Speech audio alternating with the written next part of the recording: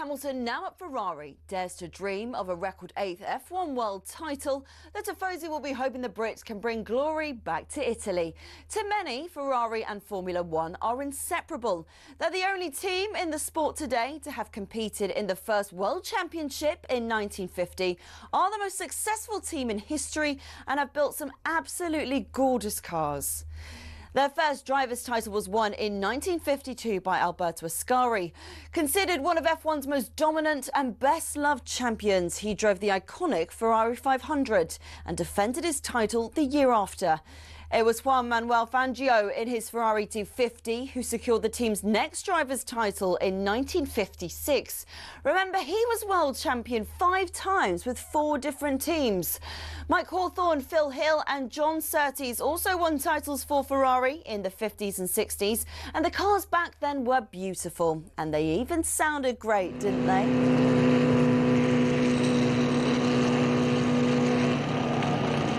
Anyway, Ferrari went 11 years without winning a title until Niki Lauda won in 1975 in the iconic 312T. Throughout much of the 80s and 90s, though, Ferrari looked like they'd never go all the way again. Le Professeur Alain Prost came pretty close in 1990, but lost out to his bitter rival and former teammate at McLaren, Ayrton Senna. It was only when John Todt recruited a swathe of staff from outside of Italy, including Michael Schumacher, that the glory days returned 21 years after their last driver's title. The turn of the century saw the prancing horse sprint to an unprecedented 5 consecutive championship doubles. And after Schumacher left, Kimi Raikkonen reclaimed the driver's title immediately. But despite employing 1,500 people, the Iceman remains the last Ferrari world champion. So, 16 constructors' titles, 7 more than McLaren, and 15 drivers' titles, 4 more than, again, McLaren. Ferrari are truly Formula One's top team. Forza Ferrari.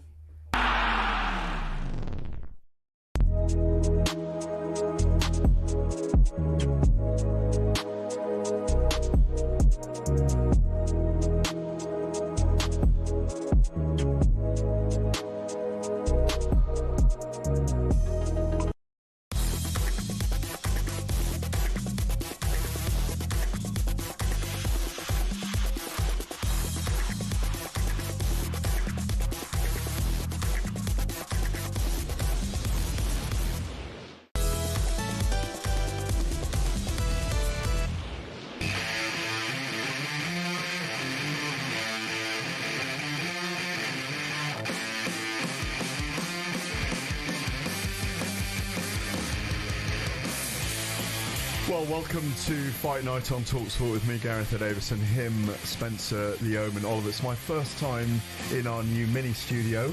I'm within touching distance of you, which means I could end up getting slapped tonight if we get into too much heavy debate. But on a very busy show tonight, the world's strongest man, or the former world's strongest man, Eddie Hall, joins us to talk about picking up cars and running through brick walls when he weighed 200 kilos. Lawrence Okolie, I've just caught up with in Dubai. He was keeping his sleep glasses on because it was about midnight. We'll talk about him in a bit and whether he really deserves to be number 1 and number 5 in the heavyweight division. Other than that, there's so much drama in the boxing world. Liam Cameron and Ben Whitaker at the moment. TK v Jamie, TKV and David Adeleye. What's going on? I've caught up with Robert Smith at the Boxing Border Control. There is so much on tonight's show. Stay with us till midnight. Well, in keeping with the new studio, yeah, we are within touching distance. No, you're right. You're safe. I am, you're but safe. you're not. You're safe for now. Look, it's great to see you, Spencer. What have you been up to in the last couple of weeks? 'Cause I've been in America. You fought Roy Jones Jr. Well, spiritually speaking, UK versus USA. How did that go? Yep, it was the second one. The first one, obviously, we done over in Texas last year, and that was a massive event and a massive success. That was a 3-all draw. This time, UK wins 3-2. What an event it was! It was at Chelsea Football Club, and it was it was a real good event. Both guys, both teams, were really good. I saw photographs of you all by Tower Bridge and all of that kind of stuff, and was Roy a bad loser or not? No, he weren't. He was a good loser. Okay, Very good good loser. Absolutely. I'm surprised. This was all about team spirit, team event, and Roy recognises that boxing in the for the US himself in those Olympics where he got robbed of that gold medal. We remember that, and he recognises what it was, and it was all about it was all about competing, and it was very good. Is there an episode 3 planned or not? Oh, absolutely. When is that? Yeah, we're going to do it again. Sports? So it's going to be in September. That will be out in Las Vegas. Oh, nice. Yeah. The Wingate Hotel, I think, is where did the it venue. all go wrong for you, hey? Where did it all go wrong? It's brilliant to hear. I've got to tell you, mate, it's going very, very well. Indeed it is. I'm being ironic. Look, talking of irony and talking about non-team combat sports, Ben Whitaker and Liam Cameron 2. It's live on talkSPORT, by the way, on Easter Sunday, April the 20th. We're both there, of course. We'll be there to witness that. It's a great spectacle. The team will be there. We'll be doing a watch along, and obviously it's got a lot of controversy around it, and you've been across it all week, as have I.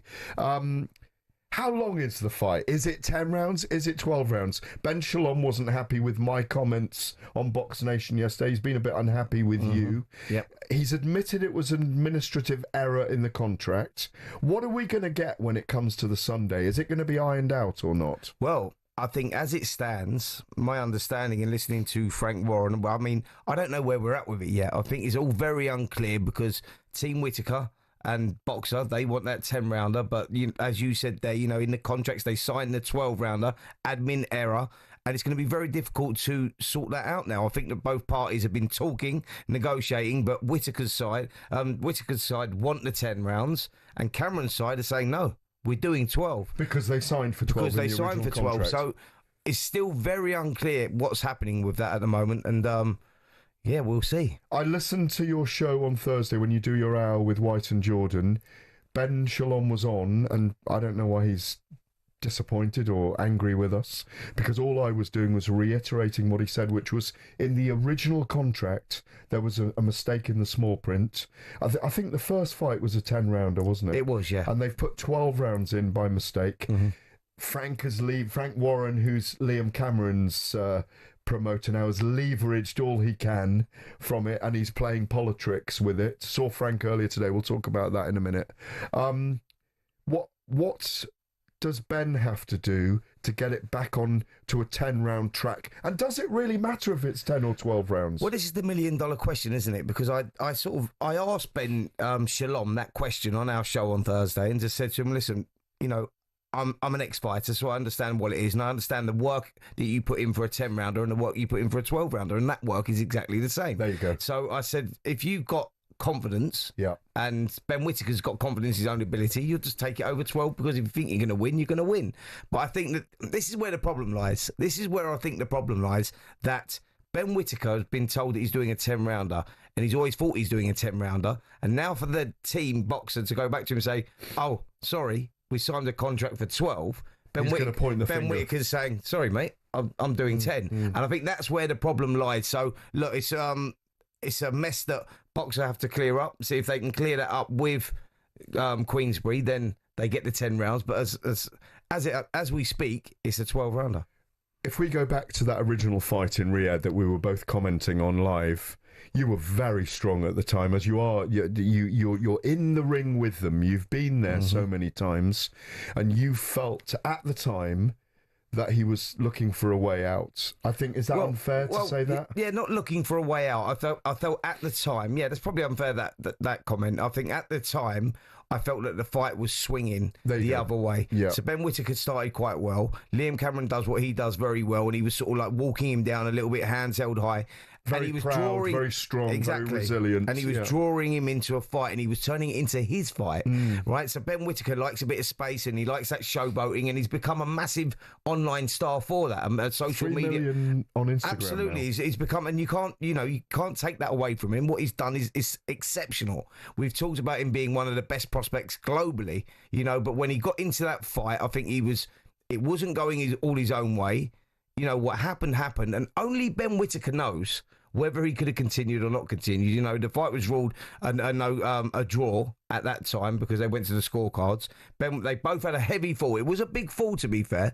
So, like I say, very loose ropes at the time. Absolutely. As well, if Ben Whitaker was genuinely injured, then he hasn't got any demons to deal with. He's going to go in there and he's going to try and right the wrongs of the last one. And by the way, if he's got the talent that we expect him to have, he will be able to adapt, and we'll see if he was underestimating Liam Cameron and he can turn it around. But like Liam Cameron, you know, he is oozing with confidence at the moment, and this 12-round, 10-round situation is not going in but Whitaker's favour. I understand we might have a teaser on this fight. Can we listen to it?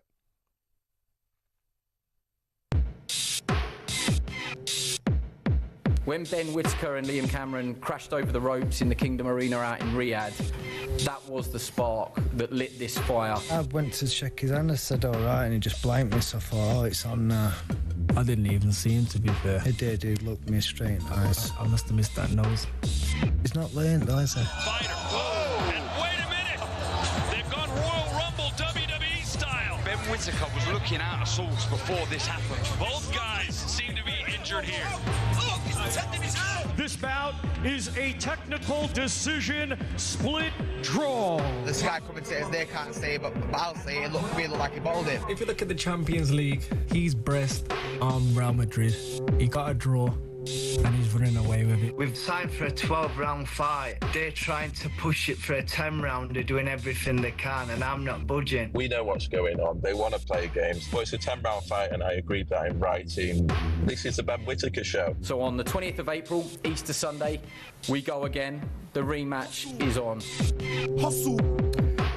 Love it. Can't wait for this fight. So let's do a pick. I'm going for Ben Whitaker to be really good this time, to start strong, to start fast, to engage with Liam Cameron, who's going to be brilliant as well. But I think we're going to see the very best of Ben Whitaker, and I think he's going to win convincingly on points this time. Over 10 rounds, by the way. I think it'll be 10 in the end. Well, I think that Cameron may start the favourite because of what's going on in the build-up to this, and with this 10-round, 12-round thing, and the confidence that he's going to have gained from the last fight going into this fight.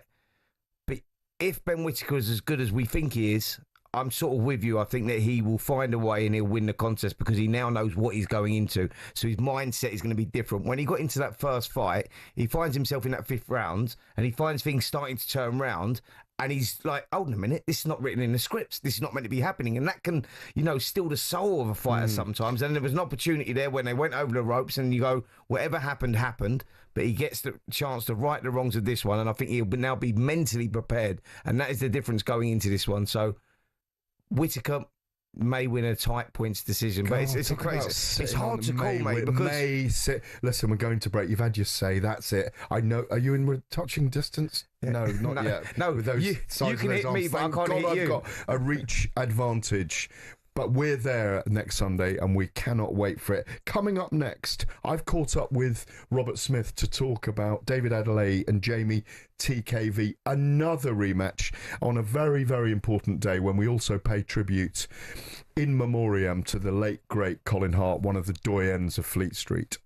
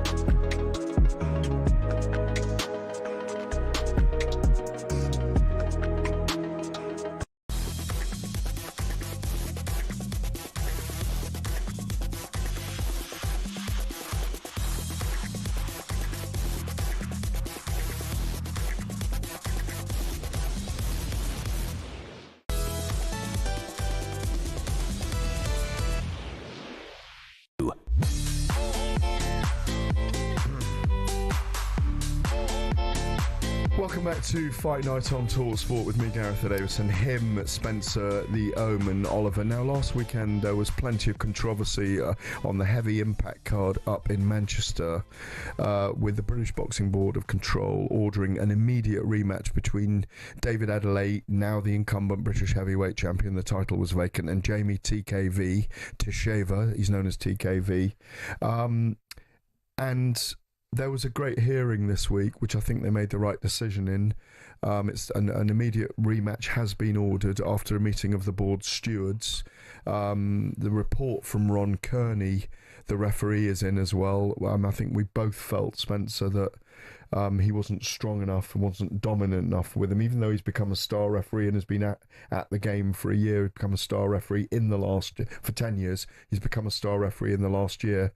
He didn't command the space well enough and separate them well enough. And ultimately, it was a heinous error in the end, touching the boxer, calling break twice, that allowed David Adeleye to land a big hook to really finish Jamie TKV. Absolutely. Listen, the fight started. It was an ugly fight in many ways, and it was a dirty fight.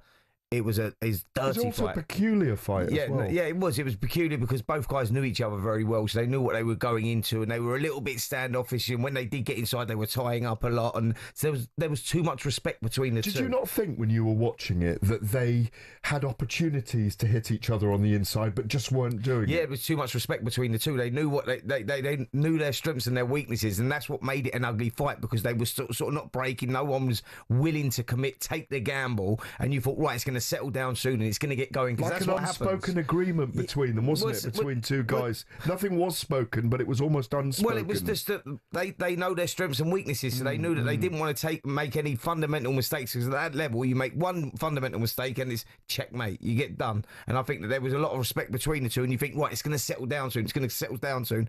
But the referee, Ron Kearney, he needed to take control of that. He needed to own it, and he didn't own it. And he went there, and like you say, there was a couple of times when TKV hit him on the break because the referee wasn't strong enough. When you get a fight like that, he didn't really break them, did he? No, but fighters will be dirty unless they're told not to be, right? So that's the game, right? It's the hurt business. It's the fight game, and that's what it is. It's prize fighting.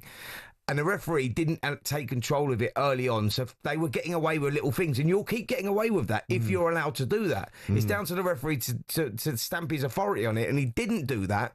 TKV got away with it a couple of times early on, but the referee, Ron Kearney, what he done massively wrong was he tapped the left hand of TKV, and then he walked round the back and tapped him again and walked round the back, and the TKV has took his eye off the ball. You know, it's the inexperience there, really, because he took his eye off the ball, and he's looked the other way, and he's got chin. Not David Adelaye's fault, by the way. It was the referee's fault because of the way that he positioned himself and tapped his hand down. He should have got in the middle and broke them up and took command of it. Look, we were talking off air, weren't we, about, Mills Lane, the little referee Mills Lane. And firm but fair. But he'd done his job. He was in some tough, rough, brutal fights, but he took control of it, and the referee has to do that, and unfortunately he didn't. And I'm just glad that it was ordered an immediate rematch, because that was the right thing to do. Well, earlier today, I caught up with Robert Smith, who was at the memorial service for the great Colin Hart, and this is what Robert told me. Robert, what's the ruling on David Adeleye and Jamie TKV? Well, the board on Wednesday, the board meeting made an immediate rematch. So the purse bids went out on Thursday afternoon. So we will wait for the purse bids next month. And after that, we'll see who wins the bids, or an agreement will be made in between. So no contest declared, though? No, the rules don't allow that. Our rules don't allow that. So, no, Adelaide's the champion, and the purse bids go out. So there isn't ever a retrospective VAR on the event ever? That doesn't work with the board? Doesn't work with the board, no. The fight took place. Decision happened. The referee made a decision. Final decision is with the referee. The board looked at the reports, etc. We've actually called the referee next month or the month after, can't remember exactly when, to explain his decision. But the board decided that an immediate rematch should be made. Did you think it was a weird fight when you watched it back, the way they were behaving with each other, the two fighters? I didn't watch it live. I wasn't at the show, and when I'm not working a show, I tend to not watch boxing if I can. like spending time with my wife. But I watch it next day, obviously. They obviously know each other. There's a great deal of respect between them. It doesn't always make for a great fight. And it was very scrappy. It was quite a difficult fight to control.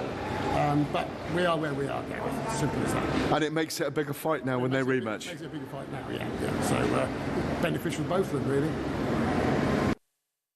That's one way of looking at it. But thank you to Robert for doing that today on a just before he spoke about Colin Hart, which we'll go into in a minute.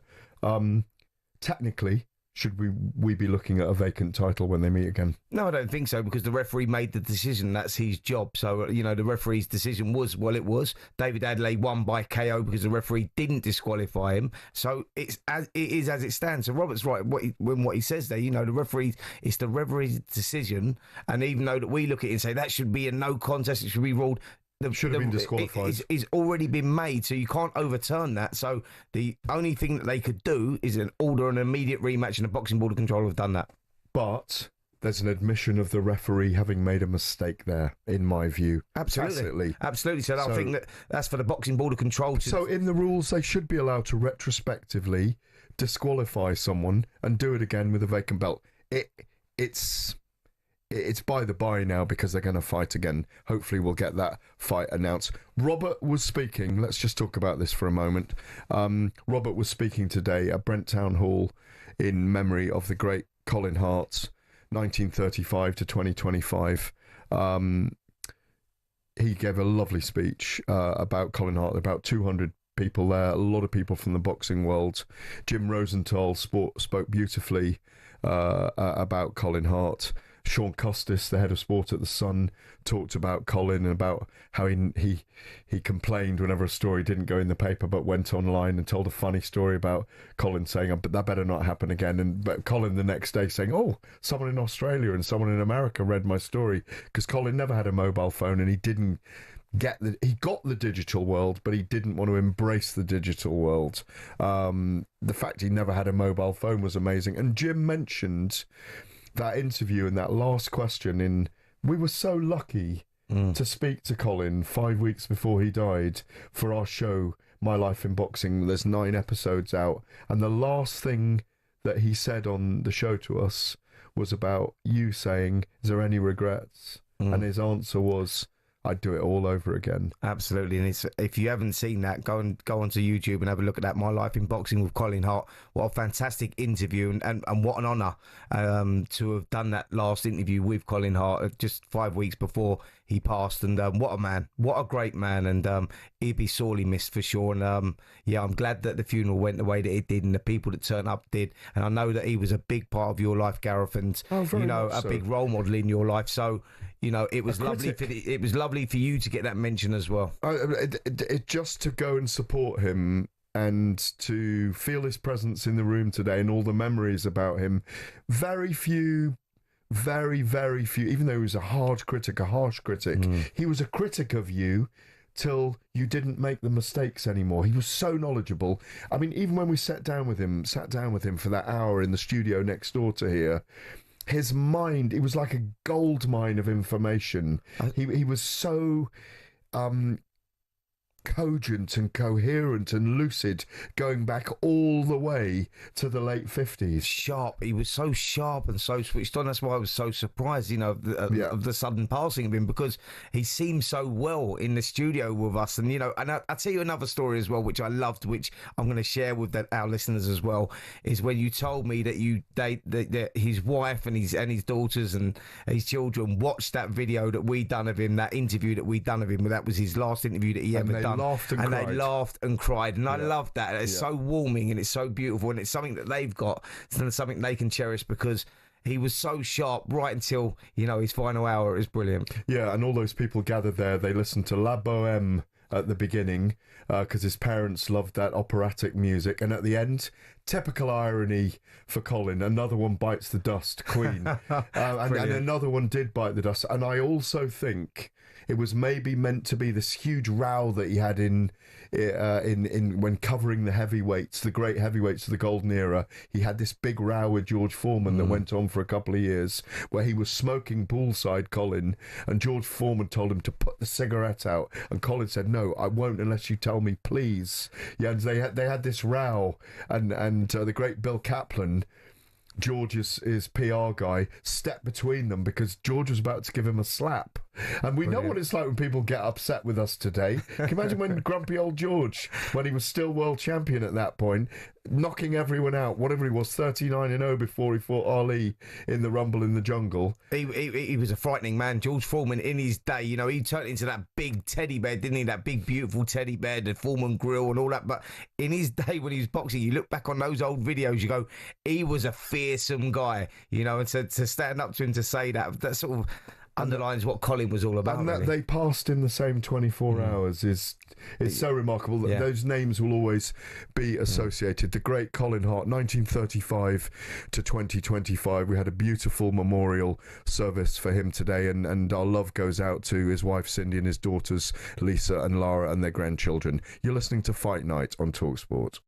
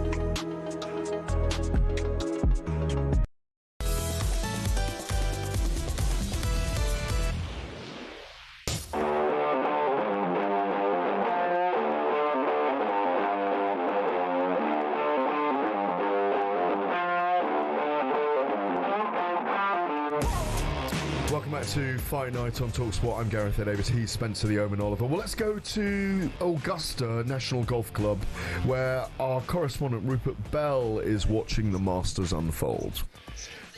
Well, Rory McIlroy, after that brilliant start, first 6 holes, 3 threes, first time in Masters history as he raced to 5 under par. But he's just had 1 or 2 issues just over the last couple of holes. He just missed a birdie putt to get back to 11 under after dropping a shot at the 8th, got out of position with his tee shot. So he stays at 4 under and 10 under. Bryson DeChambeau just missed an eagle putt to get to 9 under, but he's now at 8 under, 2 back. Justin Rose, not happening for him, although he is now just 3 back, having got his first birdie of the day at the 8th to get to 7 under. Shane Lowry also in the mix at 6 under par. Victor Hovland and Scotty Scheffler tied at 5 under. But Rory McIlroy out in front, but for the first time, just starting to struggle a little bit in this 3rd round. The Masters Update on talkSPORT with Arnold Clark. Everything for your car, all in one place.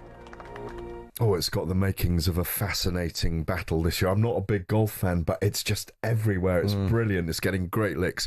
Well done to our correspondent, Rupert Bell. Thank you very much. Well, earlier on, before you got in today, even though it was nearly midnight in Dubai, I caught up with Lawrence Okolie, now one of the principal challengers in the heavyweight division. We heard you were fighting on Heavy Impact last weekend, but we didn't get you on there. Obviously, injuries notwithstanding. What has shifted for you, and do you know when you're going to be out? No, there's obviously lots of conversations going on. We're desperately trying to get Caballero, because he's interim champion and I'm silver champion, so that's the fight that we were pushing for. But I believe him and his team said they don't want to fight again until September. So I'm cracking on and just going to have a fight in the summer. Wow, Caballero's gone strong for his last 3 fights. That's a big challenge in my view. But it's one you wanted, yeah? Yeah, 100%. I just think at this point and stage of my career, so I've got experience. I like to believe being up at heavyweight now, eating and drinking, I'm able to sort of perform at my best. So that was the challenge that I was looking for. Yes, he's looked good, beating Zhang and beating Frank Sanchez and even Alim Kanuli. The big, I can't remember he's beaten Yanibek Alim Kanuli. Right, him. I'm not gonna try that. But yeah, but either way, I want to be world champion in my 3rd weight class, and he's pretty much one of the only ones I'd have to beat to sort of get to that point. But he's decided that he doesn't want to box right now, so we crack on. So some people are questioning, why should Lawrence be number 1 with the WBC and I think number 5 with the WBO? Were you surprised by those immediate rankings as well, given one heavyweight performance? No, especially WBO. I was world champion with them for like 2-3 years. Had a number of defenses, so that counts for something. There's a lot of fighters who, yes, they have been heavyweight, but they've never been in a world title fight or boxed for a world title. So in any weight class, if you're light heavyweight and you move up to cruiserweight as a champion or former champion, you do get a ranking. So WBO, I'm not surprised. WBC, I was Bridgerweight world champion, moved up. I think I came in at like number 5, and then fights just happened. Tyson Fury retired. That took me out 1. Caballero beat Zhang. Zhang dropped. Okolie boxed for the IBF.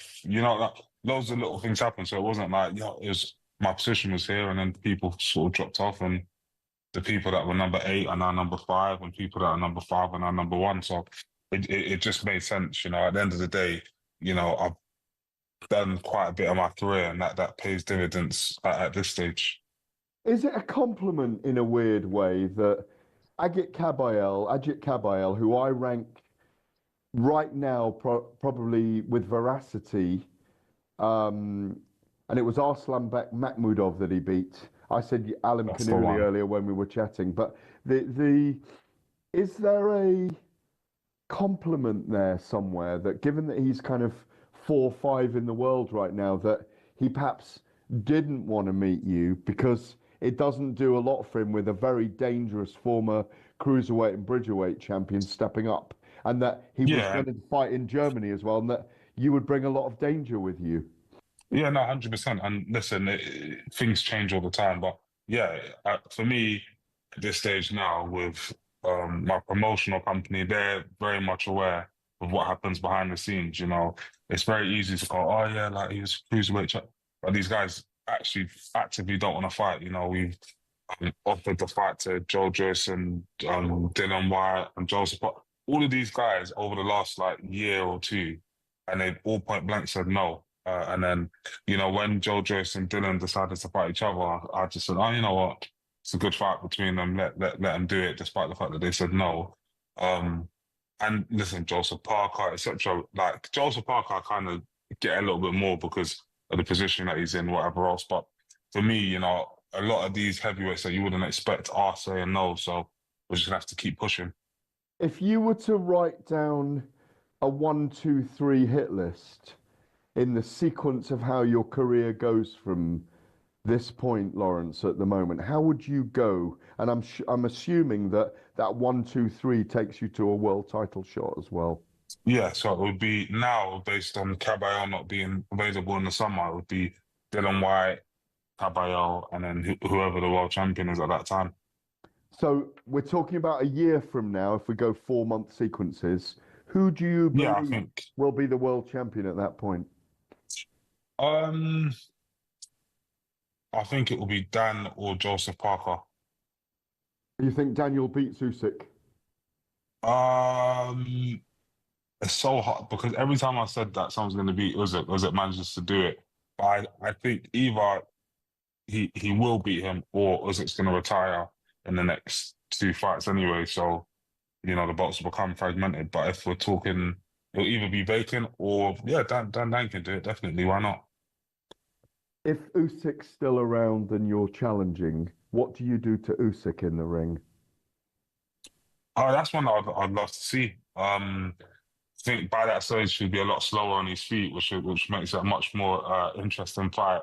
And I'd hope that my sort of athleticism, you know, as much as he's beating a lot of big guys, I would have the speed that I brought up from cruiserweight, so it'd make it a lot more competitive potentially than the fights he's had with these bigger, slower heavyweights. So I'd like to see that one.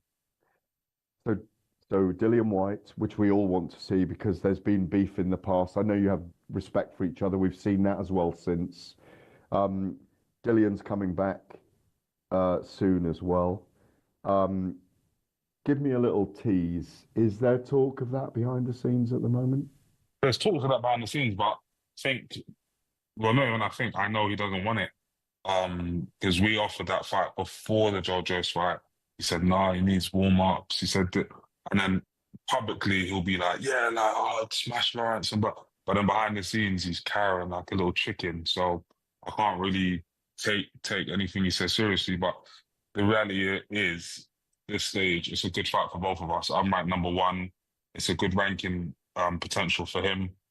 He's someone who, just on a personal one, I want to beat in a fight. You know, I don't want it to be he retires or whatever else, and I've always got that chip on my shoulder towards him and that side. I kind of want to be able to settle it properly in the ring and see what, you know, the body snatcher. Let's see what he can do. You know what I mean? Because if he's still here, he should do it. Otherwise, he should just retire. If he's not interested in having proper fights, he might as well just pack it in, like, instead of hanging around hoping to, you know, be an AJ opponent or something. Have a proper fight, and let's see. Oh, there's definitely a lot of sauce and a lot of juice there with you and Dillian. We'd love to see that fight. Sells out the O2 Arena. Sells out the O2 Arena like that. Yeah, no, 100%. Just make sure, you know, he shows up on the day. But I just, like, at the end of the day, out and out, I say he's scared, like, and for good reason. Outside those 3 that you mentioned, obviously Daniel Dubois, Alexander Usyk, Ajit Kabayel, you think it'll be Daniel? We've mentioned Usyk. There's Joseph Parker out there as well. Yep. That's another great one. There was talks of that. I was going to step in, actually. It was between me and Okolie for that fight, you know, in Riyadh. I was already training, so I was in shape. I was How only an close hour was away. that? How close was that to happening? It was done as far as we're concerned. You know, everything was agreed. I was actually on my way home to pack my bag, to come over. You know, it's only an hour a bit flight. Yeah. And then, you know, the Warrens called and just said, yeah, Dorset Parker's team, yeah, they said they don't want it. They'll rather go for like Okolie, you know, who, like I said, everything logistically made more sense for a fight. I was in shape, already training for a fight, 1 hour away. My coach was already in Saudi, but they decided to bring this guy who hasn't been training over from Congo. And it ended up being the right decision for them, you know, getting a good KO and a good name. But listen, at the end of the day, I just sit and wait. I just believe the opportunity is going to show itself, and then I'm going to take it with both hands. Okay, we're getting on to midnight in Dubai, so you need to put the night goggles on now, yeah? Now, okay. I won't take these off until the end of the interview because I need to make sure I get a good night's sleep. I'll go ahead, sorry. Yeah. Okay, so what are you weighing in at now? You went really big. You went to 18 and a half, 19 stone, I think. What are you now? Yeah, no, I'm definitely lighter. So I think I was like 120 kilos. Right now I'm sitting around 115. I'm still on my way down. I just think it's just more for me about performance. I think with the extra weight that I put on, I felt really robust and stuff. But now we're working on like explosiveness and a lot more speed. And the fact is, you know, if I'm going to fight some people like Caballero, like Dylan White, etc., I have to be not just big and strong. I also have to be conditioned to kind of go through them and, you know, go through the fire to go get those big knockouts that I've been enjoying lately. So I'm raring to go. So in the Okolie crystal ball, you're going to be world champion within a year, yeah? Yeah, definitely. Definitely. That's what I'm here for. I think there will come a point where people won't be able to say no. Like, oh no, like, it'll just be like, yeah, you have to. Like, he's mandatory. He's this. He's that. So yeah, like I said, I think me and Dylan do get on. I think looking at these sort of options, if he doesn't box me, he's gonna end up boxing a bum, and it just looks weird. Like, you've already done Hammer, you've done Tete, you know, you can't do Derek Chisora because he's now IBF mandatory, which I'm very happy about. And then AJ is injured or gonna do or Fury. So you're kind of left in a situation where if you're really in boxing to do anything now, let's do it. Final one. Do you think in the next year and a half, you'll fight Moses Itauma as well? You never know. That's what I say with that one. He's one there. Obviously, it's a bit of a weird one for me, similar to when I boxed Chris. I kind of don't like boxing people that I actually kind of like. But you never know in this boxing game, anything can happen, and he's on a roll right now. So I thought I'd be long retired before he got to the top, you know, from those days sparring him when he was 15, but he's on a kamikaze, so you never know. He's on a kamikaze, so you never know. More from Lawrence Okolie and Spencer Oliver, opinions about him. More on Moses Itauma after the break, and more golf as well. Fight Night on talkSPORT.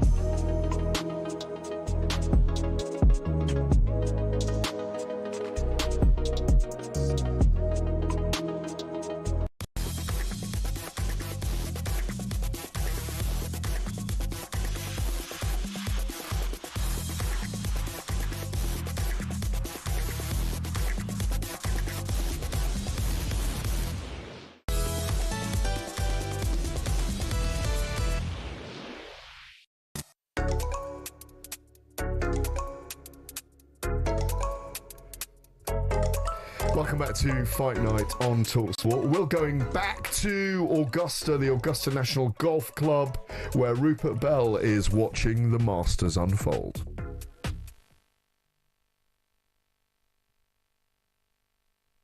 Well, no Rupert Bell at the moment that we can hear, but just some pictures. We'll come back to that when we have Rupert. We seem to have a technical issue, as it's called. Well, earlier this week, Moses Itauma was with you on your boxing show with Simon Jordan that's recorded on a Monday. Was it Tuesday this week? Yeah, it was Tuesday this week. Tuesday this week.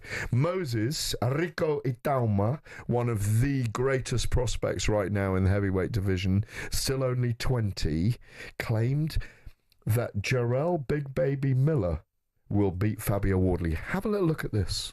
You was on the receiving end of what Fabio Wardley was on yesterday, which was a whole barrage of abuse, accusations, and then getting a bit physical. What would you do? It don't matter. It just You don't care? It don't matter. It's not gonna win, no fight, no nothing. So Not phase you in the slightest. Not affect you. No, Not of irritate course, you. it might get under my skin if you say certain words, but like it's not gonna affect the outcome of the fight. So it just doesn't matter. Like I'm not really. There's trash talkers, and then there's just people that can deliver. Exactly, and I want to be one of them guys that deliver. That's why I don't really like talking too much. Fair enough. Who do you think is going to win the fight? Can't be lying. If you want my honest opinion, yeah, obviously it kind of does favour more to Jarrell Miller, only because you got the experience and XYZ. But I'm not right. I don't ever write off Fabio with no one. Like, he can whack. Do you get what I mean? So he's always going to have that chance. But what you lot got to remember is Fabio's only started boxing a couple of years ago. Jarrell Miller's been doing this for some time. And he's always going to have that puncher's chance. So obviously the favourite is in Jarrell Miller, but I ain't writing Fabio off. So, Mr. Spencer Oliver, I'm with Moses Itauma on this. Fabio Wardley's not the most experienced heavyweight out there. He's clearly got dog in him. There's no question about that. We've seen that in the two fights of Fraser Clarke and the fight with David Adeleye, and throughout his career. Jarrell Miller is a sofa-sized human being. It's like trying to batter a giant human sofa, isn't it? Yeah, he can absorb so much. Do you agree this is a very dangerous fight for Fabio, even though high risk, high reward here if he can put him away? Absolutely, and I think that these are the fights that he's looking for, Wardley. He said that himself, and he's a guy that sort of turned up and he's delivered every single time. You go back to when he won the British title against Nathan Gorman. He was an underdog going into that fight, and he obliterated him in 3 rounds. And you fast forward and you see that the victories that he's had. That one against Fraser Clarke was Fight of the Year last year. They went toe to toe. He showed a lot of character in that as well, and the way that he beat him in the return was incredible. He obliterated him in 1 round. So you look at it and you go, for me, Wardley wins the fight for me. I think Jarrell Miller's a very tough opposition. He's very dangerous, but he's a bit too big, a little bit too ponderous, and I think that'll be his undoing. Fabio Wardley, if he gets drawn into a fight, though, and sits there and gets too greedy, then it could be a very, very tough night. But I expect Wardley to come through and be victorious. I think that when you look at Miller, you go, he's coming off that draw against Andy Ruiz. I think he won that. Yeah, he did. He was very unlucky not to get that one, but you look at that and he got the draw there. He lost in 10 rounds to Daniel Dubois just before that. He took a tremendous amount of punishment in that fight as well. He's very durable. You know, he can take a shot and he will hang in there, but it's Wardley's time. We're at Ipswich. We're on the ground. It's a childhood dream of his. 35,000 Portman Road, up the A12. Can't wait for it. Went past there in the week. The Tractor Boys will be out in force. Jarrell Miller, I go back many. I know he's a sinner in boxing terms. He's, he did the crime. He paid the time. All of that kind of stuff.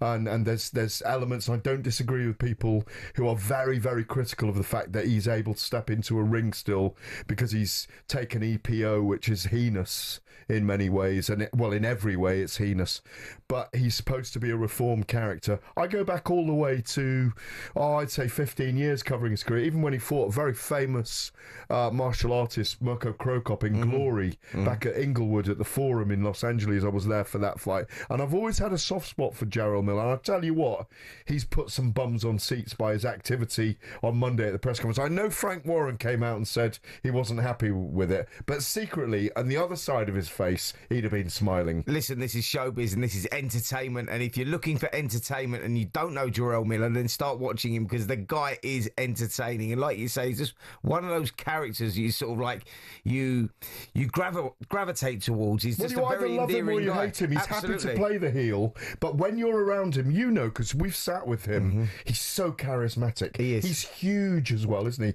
He made Fabio look medium-sized, didn't he? Absolutely. You know? That's what I say. Fabio's got a big head and a very tense torso as well, but he looked like a small man next to Jarrell. Do you know what? I take my hat off to Fabio Wardley and to Frank Warren and to the team for taking Jarrell Miller because he's number one with the WBA. He's going to get his shot at the world title. He's navigated his way there very, very well. He's coming off that great win against Fraser Clark, and you go, it's high risk, low reward for this fight for him against Jarrell Miller. There's easier opponents to have picked for him here, but they've took it and they said, this is the fight that we want. These are the fights that we want. We want to box the best, and this is great development for him for when he does get that world title shot, because he will get that, Fabio. He's a great fighter, and he's a danger for any heavyweight in the division right now. Are you jealous that Fabio's got small ears or not?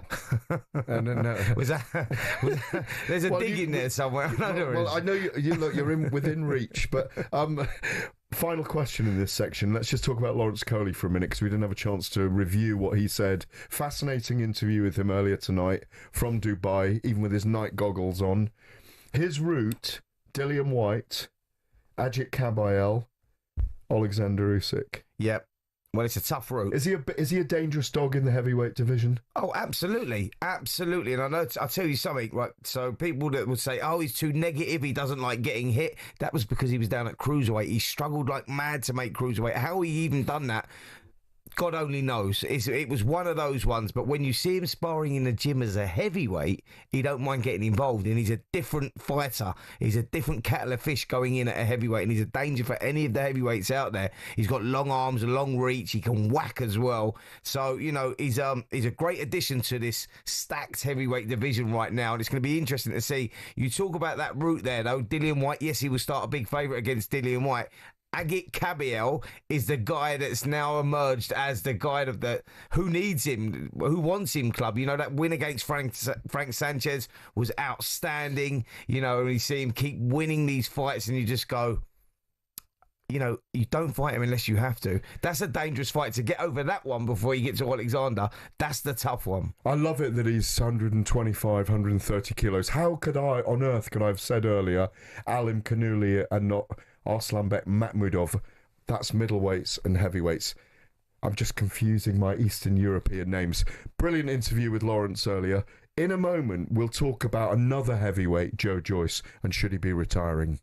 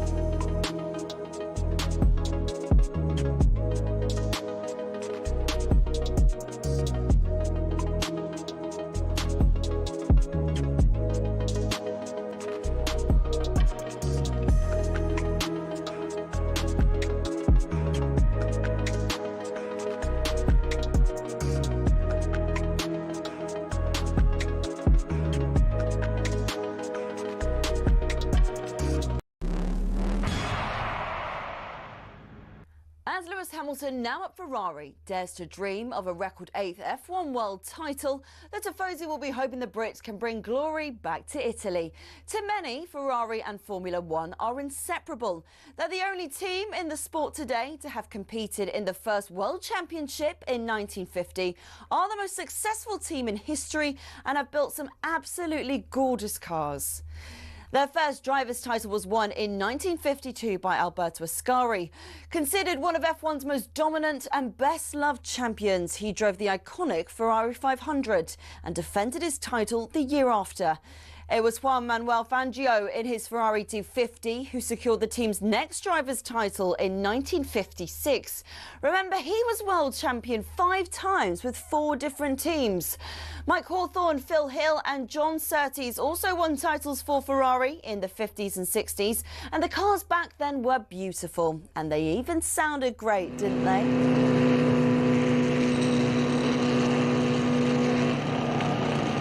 Anyway, Ferrari went 11 years without winning a title until Niki Lauda won in 1975 in the iconic 312T.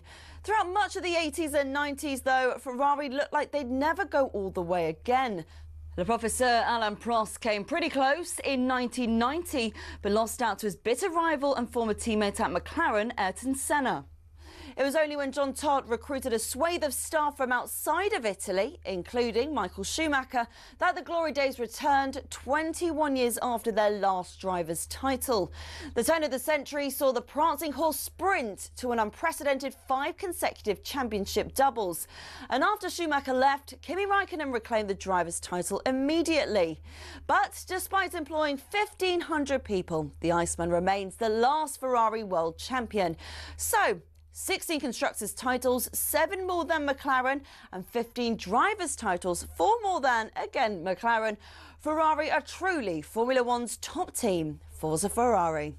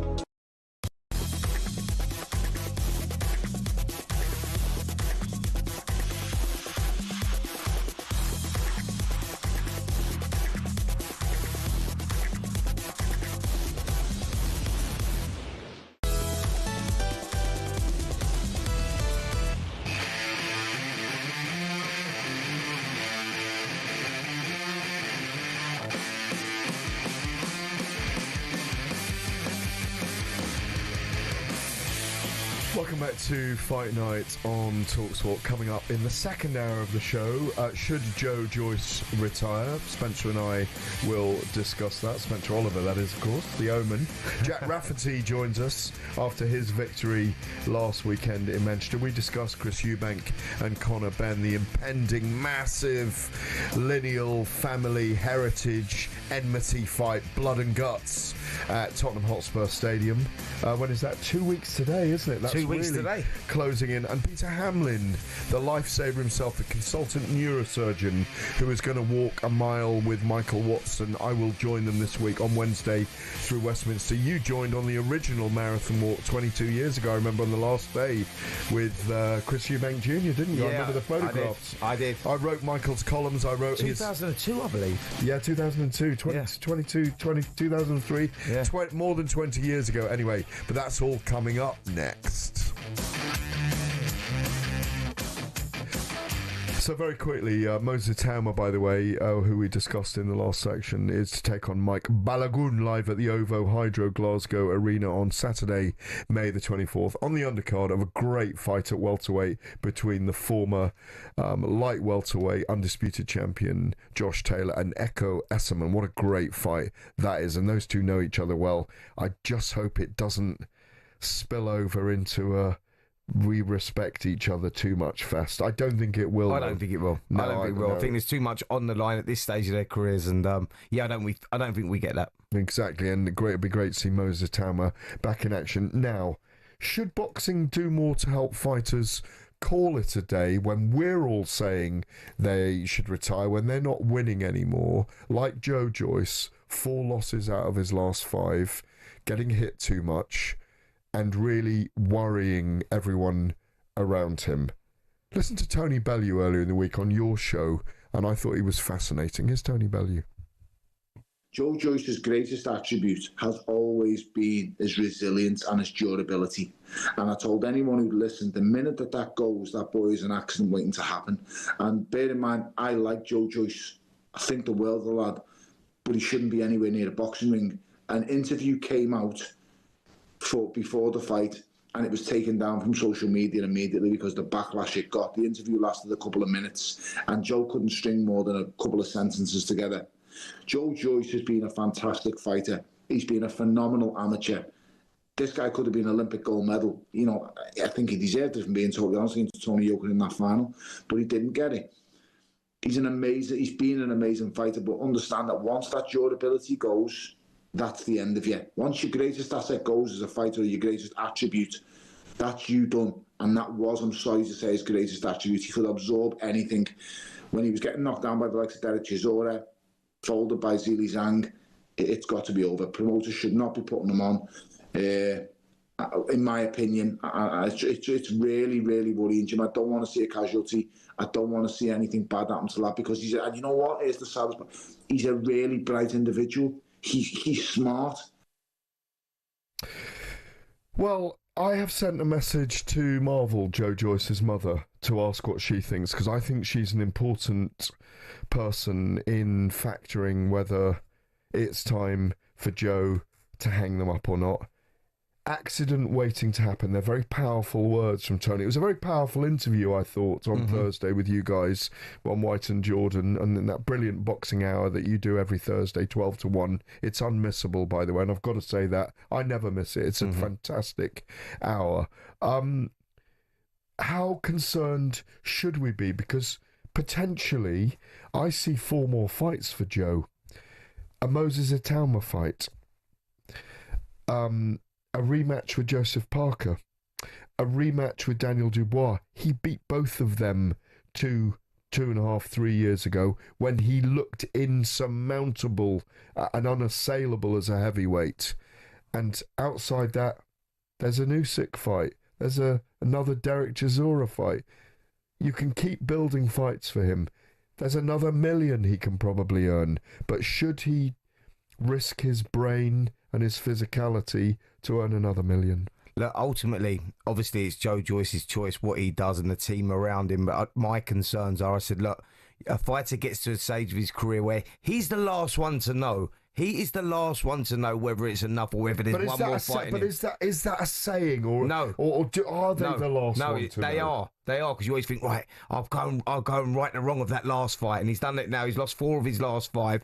And Tony was right in what he says there. He goes, the juggernaut was that he was known, his main asset was being able to walk through the punches and steamroll people. Resilience. The cracks are starting to appear now. He's taking far too many shots. And we're saying this, by the way, from the heart for Joe Joyce. This is not a dig at him. I think what he's achieved in the sport is fantastic. He's gone above and beyond. Should have won the Olympic gold. He's been the interim champion as a heavyweight. There was a time when we were talking about Joe Joyce being the man to beat the then unbeaten Tyson Fury. That's where he was sat. And he's deteriorated a lot from there. And we're saying this from the heart. And it's down to his team. Adam Morley actually got in touch with me and said, listen, I thought you were very harsh in what you were saying. I said, I was speaking from the heart, Adam. That's all manager, isn't it, I said, Adam? because I said at the time, I used the word leeches when we were doing a live show. I said, if the people around him are not having this conversation, then it's about the money. They're leeches on that. And maybe that was a strong word, but my point, I was just saying it because I'm passionate about it. And I look at Joe Joyce and I go, there's life after boxing,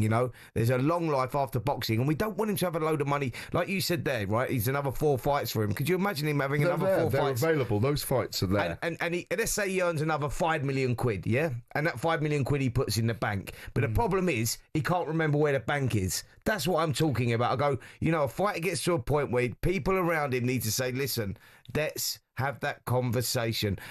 ultimately he's going to do what he wants to do, but I just believe the best days of Joe Joyce are gone, and he's stylistically one of those guys that fights with his face. He stops and punches with his face, and he goes on. He's been a great entertainer. I really has, but I found it painful to watch the other night, by the way. You did. I watched it from a beach in South Carolina where I was covering the bare knuckle boxing last week, and I'm not saying I'm not trying to boast I watched it from a beach. I was... This sounds weird, but there was enough in the performance from him. He did everything he needed to do. He always kept coming. I know he was beaten to the punch. I had Filip Hrgović winning by 2 to 3 rounds. But he always kept coming. He started fast. He showed everything he needed to show after the performance against Derek Chisora. Yeah. And the problem is for him, in my view, he showed enough, to your point, that he'll tell himself he can have 2 or 3 more. Can I just counter that and you'll understand what I'm going to say here? And like I said to you, because I'm speaking from the heart here about Joe Joyce, you know where he's positioned right now? Because like you say, there was enough in the performance, but you know where he's positioned right now? To fight the young up-and-coming studs. He's now the pawn. Yeah. He's the guy now that you go, let's try Moses Atoma at that. Moses said on our show, you know, or a Joe Joyce, Wardley, or a Fabio Wardley, or a Lawrence Okolie. Let's use Joe Joyce to sit. He's the yardstick now, and I don't want that for Joe because he was the guy, he was the prospect, and you go, it's not that. When you go, well, you're a hypocrite because what about Derek Chisora, your mate Derek, and how he's continuing and all that. I go, but this is different because he takes too many shots and it's his style. He doesn't get out of the way of any of his shots. And I go, and it concerns me. And that's all it is. It's just a concern. And he will ultimately choose what he wants to do. But I don't want to see Joe Joyce be the pawn for the younger kids coming through. Or the pawn for promoters and managers. Yeah. And to be that gladiator that he is. It's such a shame that he's not... by the way, he's a brilliant fine artist as well. He is. And I think I offered him some money for one of his paintings and he went, you're way off. Like, I offered far too low and I do collect some art. And I do hope... So I've been saying for ages, let's promote him as an artist as well now. But the truth is... He likes the canvas to fight on, not to paint on. Well, that's a great saying. But that's what he wants. He's still feeling the warrior inside himself. And I don't think he's done. I don't think we're going to get a retirement from him. Well, Frank Warren found it very difficult to talk about it the other day. That's what I'm saying. They're going to have a chat this week. I want to know Marvel's opinion, his mother's opinion. And if you're listening tonight, Marvel, and I did send her a message earlier today, I want to know what his mum thinks. And listen, if his mother is listening, I just want to say, Joe Joyce, you know, take all this away, is a beautiful human being. And I'm saying this from the heart. And it's just, you know, just the way that I feel. And I think that, you know, I'm allowed to say that because I care about the guy. I don't disagree with you. We're going to go to golf again. Let's try and get Rupert Bell back. We're going to Augusta National Golf Club, where Mr. Bell is watching the Masters unfold. Well, Rory McIlroy got off to an absolute flyer with those 5 under through 5, had 6 consecutive threes. But Augusta is never easy. It bites back. 2 bogeys rocked that momentum, and he's now just 1 clear at 9 under. Corey Connors was watching that birdie blitz from Rory McIlroy, but he's now had his turn with 3 birdies to get to 8 under, 1 back. Bryson DeChambeau, not at his best, but he's at 1 under for his round at 8 under. Justin Rose scrabbling around at 1 over par for his round at 7 under, but working their way into contention. Keep an eye on Jason Day at 2 under through 14, at 6 under for the Masters. Shane Lowry just 3 back of his fellow Irishman Rory McIlroy, but Ludwig Åberg, the talented Swede, he's picked up a couple of shots to move to 5 under, but Rory McIlroy still out in front after that electrifying start that has catapulted him to the top of the leaderboard. The Masters Update on talkSPORT with Arnold Clark. Get the UK's best used car deals, guaranteed. Well, drama in Augusta. Brilliant stuff there from Rupert Bell. Well, up next, we're going to be joined by Jack Rafferty, fresh off his victory last weekend over Corey O'Regan, his 17th stoppage in 26 fights.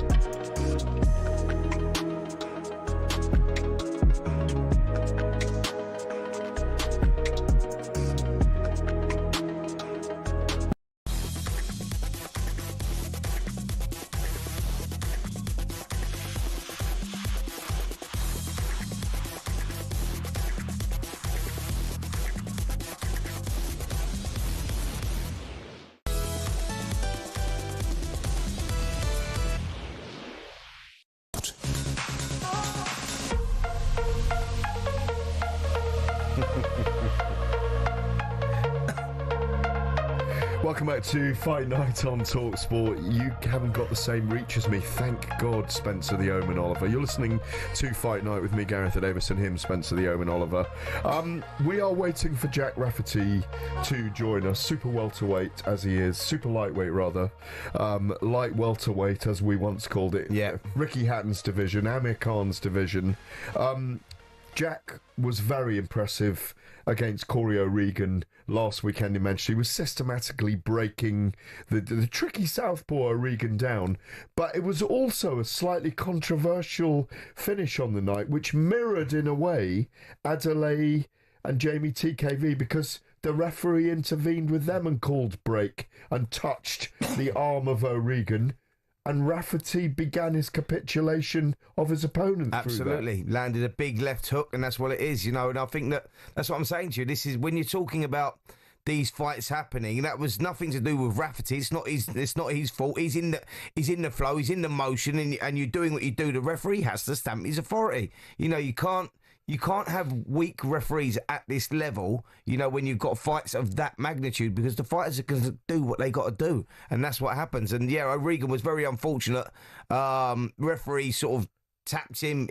He switched off, looked at the referee a little bit, and boom, left hook hit him. And Rafferty does what he does best and went in there and he finished the job. It was a solid performance. He's a solid fighter, Jack Rafferty. He really is. I mean, yeah, he's going to take some beating. I mean, look, it's a stacked division, isn't it? We've got Adam Azim in there. We've got Dalton Smith in there as well. So, on the British scene, you need other dance partners, and Jack Rafferty to make a great division. And Jack Rafferty has put his name in the mix. So he'll be looking for those big fights. He'll be looking to move on now. I think that Frank Warren's done a great job with him, manoeuvring him in the right places at the right time and, letting him learn his trade on the job, really. 26 fights, 26 wins, 17 KOs. And now he's sort of like getting to that stage where Frank's going to let him off the leash and start seeing, if he can step up to that next level. There's some brilliant names in that division. Obviously, Richardson Hitchens being one of the champions, Teofimo Lopez, Arnold Barboza, an interim champion. As you say, Dalton Smith. Elvis Rodriguez, got to give Elvis a mention. Jack Catterall in that division. Liam Paro. At the moment, Jack Rafferty is not in the top 15 with any of the sanctioning bodies, as far as I can see. Do you think he belongs there? No, because you've got to beat the names, and I don't think the names are on his record just yet. He's been fighting at a level that is not quite world class, and I think you have to go out there and you've got to get into that top 15 right now in a stacked division like that. You've mentioned some of the names there. We throw Adam in there as well. You mentioned the names in there, and you just go, you've got to beat a recognisable name to get yourself up in the top 15. The super lightweight division right now is stacked with talent. Rank the three best fighters in order in the UK in that 140-pound division, the 10-stone division at the moment. Then I think that's very difficult to do, because I think that you're going to do it anyway.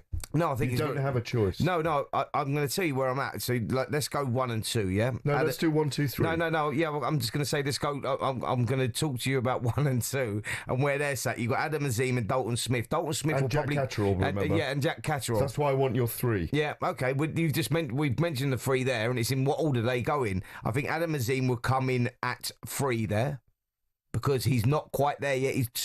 He's 12 months off. He could emerge as the best of the lot, by the way. He was brilliant last time. Absolutely, he could emerge as the best of the lot. But what I'm saying currently, the McGuigans won't like this. No, yeah, but I'm saying currently, Barry or Shane, they were recognised. Dalton Smith's, they've both gone on their own paths. That's the big fight. That's the big super fight. Right now, Adam Azim loses to Dalton Smith, in your view. Right now, he needs another 2 fights, maybe another 2 fights. Every time Dalton Smith fights, I think he's going to win between them. Yeah. And then every time I see Adam Azim fight, I think Adam Azim, because he looks to have the durability and tenacity now that he's growing into a man. As we talk about these guys as boys at times when they're in their early 20s. Yeah. But he's already a man. There's no question about that. But he's looked different to me in the last few months. It's about where they compete at that level, at that top tier level, and that's why you'd go number one would be Jack Catterall, because he's competed at that level and he's boxed those fighters. And Dalton Smith would come in second because now he's competing and beating world-class fighters. And Adam Azim is just getting in there. So you got three massive names there that who knows will emerge who the best out of all of them. Right. But I think that Adam Azim potentially has the making to be the best. You had an out there. You could have There's done... no out, mate. You could have done A beats B, C beats... Nah. So A beats B, B beats C, and C beats A, and that's where I'm going. Styles make fights. Come on. Styles... Look, while Jack Rafferty is driving around in Manchester tonight, forgetting that he's meant to be on air with us, hopefully we'll get him at some point. A beats B, B beats C, and C beats A, and here's how I'm going. I think Adam Azim's speed beats Jack Catterall. Okay. I think Jack Catterall's durability beats Dalton Smith, and I think Dalton Smith's power and strength beats Adam Azim. How about that? Well, it's nice. It's and I hope they're going to all fight each other. It's by very the way. nice, but so A beats B, B beats C, C beats A. Are you going to disagree with that? I'm not going to disagree with you. I'm just going to say, how are them splinters, by the way? No, I've gone 3 fights and I've got 3 winners, but it doesn't always go to form, does it? And I do think Styles make fights in these three with these three. And do you know why we as boxing fans are very gifted at the moment with those 3 names that you've said? We've got 3 world-class fighters there that could emerge as 1, 2 and 3 in the world rankings at super lightweight. Could, I say, because we've got some big names out there. But what I'm saying is they've all got star quality, star potential about them. You know, it's an exciting time for British boxing in the super lightweight division for sure. I do feel for Jack Catterall, though, it was a razor-tight decision against Arnold Barboza, if you recall, his last time out. We feel he beat Josh Taylor in the first fight. He beat him in the second fight when he could have become undisputed. I was going to say, anyone that's listening to this is screaming at the radio going, what about Josh Taylor? Well, he's moved up to welterweight. Moved up to welterweight. I would have mentioned him had I not. Obviously was the undisputed champion at this weight and fought Jack Catterall in a very, very controversial fight in which Jack Catterall looked like the winner hands down, but just didn't get the decision, and it became a very, very controversial night. Then he beats Josh Taylor in the rematch. He beats one of the big guys in the division, who we all love, in I've forgotten his name now, Regis Prograis. Yeah.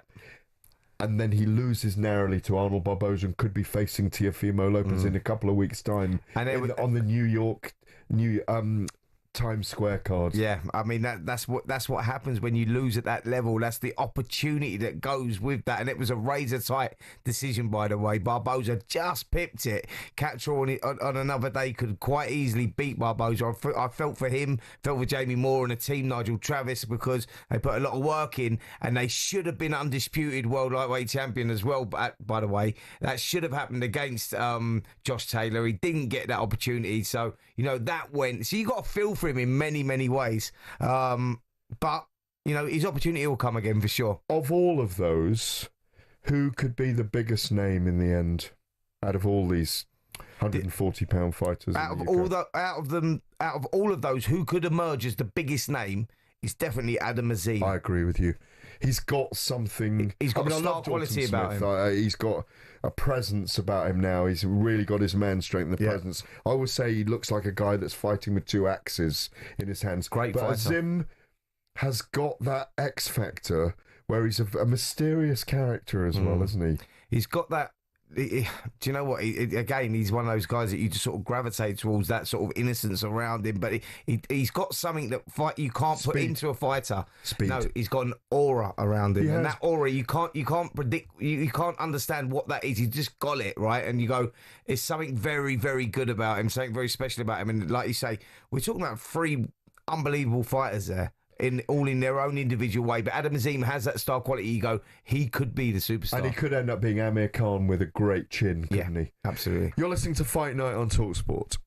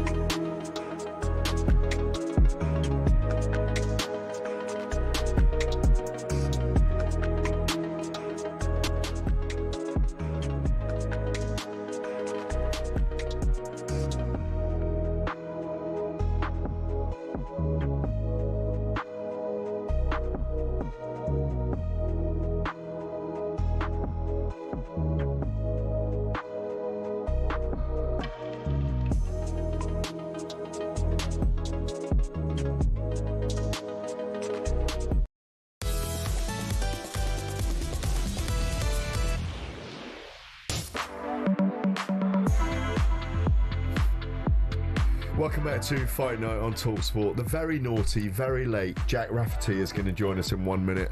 We're going to talk about his victory over Corey O'Regan last weekend. Jack, if you've been driving around in your car, we've been talking about you for 15 minutes anyway and why you're not in the top 15. We're going to talk about Conor Benn and his opponent Chris Eubank as well in about 7 or 8 minutes. We're looking forward to that fight. Good evening, Jack Rafferty. Where on earth were you 15 minutes ago? I was getting chased by the police. We've got rid of him now, so we're all right. Yeah, that's a lie, surely. No, I've been at a white-collar boxing event. I'm just trying to get out of there. So you're in a stolen car, being chased by the police away from a white-collar event. Oh, no, we're only joking here. Let's not get into that scenario.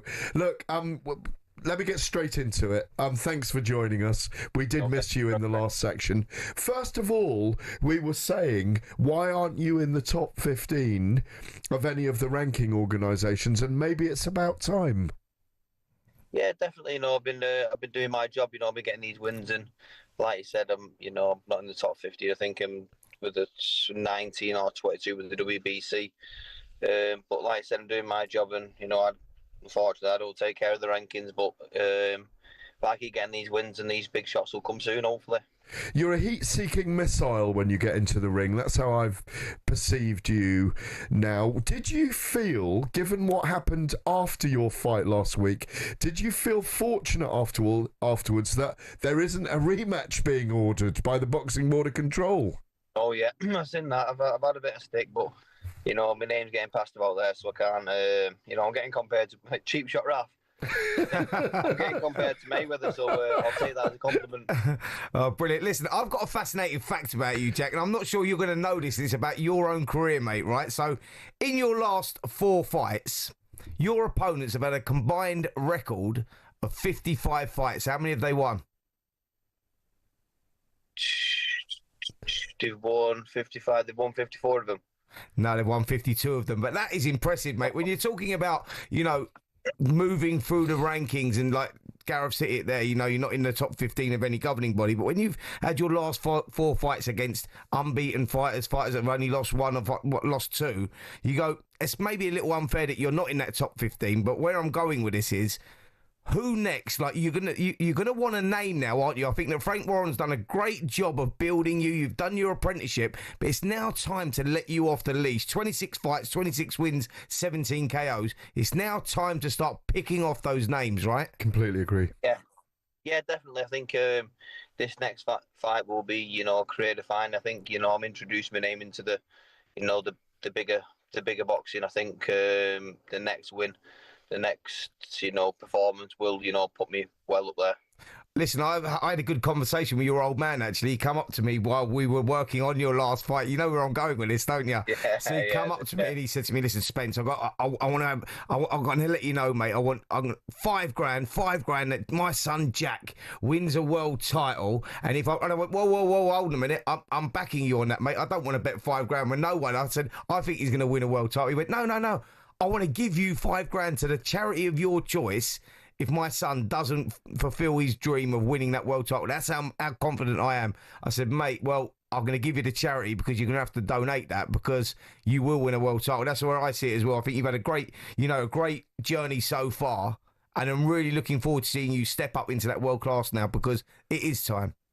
Yeah, definitely it's time. I think, like I said, you know, I'm showing myself each fight, and I think, like I said, the next fight will be, you know, career defining, you know, showing them the true Jack Rafferty and putting myself in big fight contention with, you know, these so-called big names. The great thing for you, as we were talking about when you went AWOL in the last section, I said I was going to give you a hard time, was that there's Dalton Smith, there's Adam Azim, there's Jack Catterall. They must all be on that dartboard that you're throwing darts at their faces at home right now. Oh, they've had 180s. No, it's what we're in boxing for. You know, you're not in, you know, for a glistening, you know, unbeaten record. If you're not wanting to test yourself against Dalton Smith or Jack Catterall, like I said, all these big names, and you know, see what can you do? You sinking or swimming? What are you made of? Do you know what I mean? That's what you're in it for. You know, top fights. You're making a name for yourself. You know, win, lose, or draw. That's what you're in it for. You're not. You want to test yourself. Want to see what you're made of. You know. Well, that's my take of it anyway, and that's what I've been wanting out of it. You know, coming victorious against that, and you know, pushing on for massive things. Jack, seeing what I am made of. Jack, thank you very much for joining us belatedly tonight. Better late than never. It's been a pleasure speaking with you. Let's get you in the studio because we want to hear about your life in a full half an hour with us at some point. It'd be a pleasure to have you in the studio. Pleasure to be down there. Thank you very much for having me. I really, really appreciate it. No, it's great to see you and have a great evening. Cheers, Jack. Fleece the back of the Blues and two. Here we go. You tell a good story anyway. Well done, Jack. He's not really that. He's faking it. Jack Rafferty there, clearly a character, and listen, he looks like someone out of Mobland, doesn't he? Do you know He's got that look about him. Do you know what? He is a cheeky chappy. You can see the personality he's got there, which is massive in today's world. You know, we need charismatic fighters, you know, to really push on. And I tell you what, he put some bums on seats. He has a legion of fans following him as well. So, look, yeah, listen, if you don't know that name, you haven't heard that name, Jack Rafferty, remember it, take a look at him, because I believe this kid is going somewhere. He's got predatory skills and predatory style about him as well. He goes to fight, and when you've got someone else who's going to step forward against him, it's going to be fireworks in the ring. Thank you to Jack Rafferty. Well, now, just 2 weeks away, we cannot wait for the big family feud fight, Chris Eubank against Conor Benn. Have a little listen to this. Proud to present the main attraction of the evening, a middleweight contest at 11 stone 6 pounds over 12 rounds, each of 3 minutes duration, for the WBO Middleweight Championship of the World. It was a fight in an era, a generation where it was heavily spoken about. It was one of the biggest fights of all time. This is going to be like the first fight between my father and Nigel Benn. It's going to be special. The eyes watch Reg.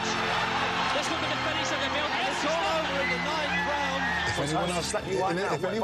If anyone else touches me. What if I was to slap you right now? What are you going to do about it? Yeah, go on, go ahead. Yeah, talk about my dad. I do detest Chris Eubank, you know, more than anybody else. I come up the hard way. I didn't think for myself, boy. You had your time. Let's have some parliamentary procedure here, all right? What they've done is they've sat there at night and thought, I'm going to hit him round the face with an egg. These guys don't know who's won. What do you think is going to happen? Well, listen, I've got to tell you, I don't know. I've never seen such a tight fight. If I'm going to go for anything, I'm going to go for the draw. He was good, but he hurt me bad, man. You're just upset. Me and you are fighting. I can't stand you. And I'm my not dad upset. has my back. You are. That's all. I'm not is. upset. Jimmy Tibbs, you're the trainer, of course. Did you think Nigel actually won? He's disgusted with the verdict. You think he just actually nicked it? No way, come on, don't play that. Don't play that. He didn't win this fight, there's no way. The names of the fathers, it goes back 4 decades. Two legends who went into a ring and inspired a nation. I'm taking care of the family business.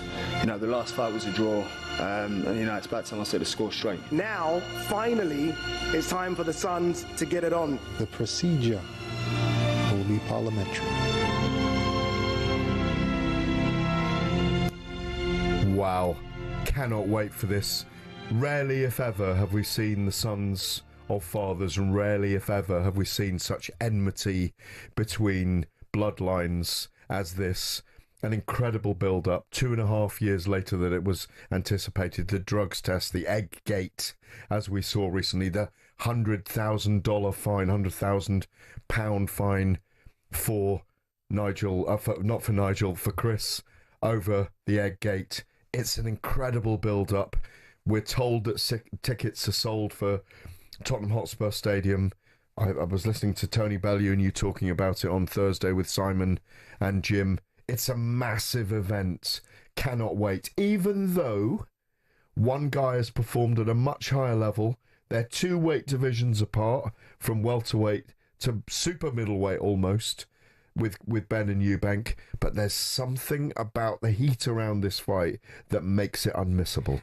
They're their father's sons. Their fathers are 2 iconic figures that go through generations. People still know Chris Eubank Sr. People still know Nigel Benn. People still remember them. That is the point here. And we've got their father's sons. They're chips off the old block. They're both exactly identical to their fathers. Doesn't fall far from the tree. Apple doesn't fall far from the tree, and you just got to look at it and you go, how can you not be invested in it? And with the dramas that have been going on over the last 2.5 years when the fight was originally made, and with what's happened since then, and how things have turned around, you know, where Chris, you know, when you've got the guy that is the national hero, and you've got the guy that's the pantomime villain. How things have turned around, and now Eubank is the one, and Conor Benn is that guy now. That sort of the roles have changed somewhat. Eubank's played a very smart game, hasn't he? He's been incredible. He's turned the world. Drug cheat has been his theme, hasn't it? Yeah. He's turned the world against Conor Benn. He's Eggate, most people are on his side, even though the authorities say he was wrong. Yeah. He owned Eddie Hearn in the press conference, just cool, calm and calculated. Conor Benn's incredibly emotional. We expect Conor Benn to come out hard, fast, aggressive and ferocious. It's a fight of 2 halves. I agree with a lot of what people have said. Conor Benn's dangerous early on. If Chris Eubank weathers the storm, it becomes his fight the later the fight goes. I still see Chris Eubank is a fairly big favourite, but there's something about the aura of Conor Benn, about his body language, about what he wants to do, about how convincing he is, that you just don't want to blink in those first few rounds. His will to win and how hard he's trained for this one, you know, Conor Benn. I think that, you know, that's been out there. You've seen that. Like, this kid does not want to lose. And if he's going to lose, he does not want to lose to a Eubank. You know, the family feud goes back 35 years.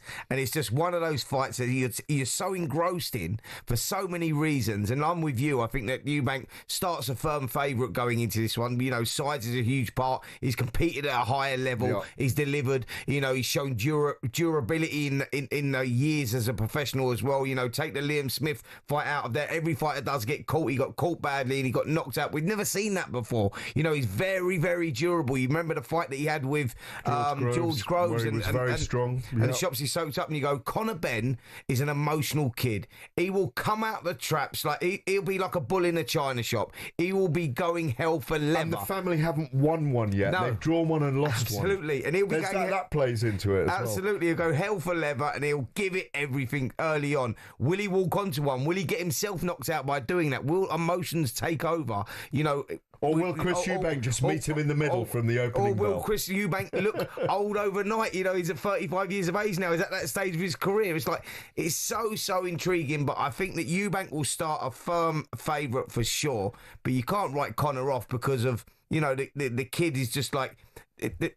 There's more than a fight on the line here. This is family reputation that's on the line. And we've seen in the emotions with Conor, it's been clear. It's the epitome of a prize fight. There's no world title fight on the line. There's no world titles here. Neither of them has won a world title.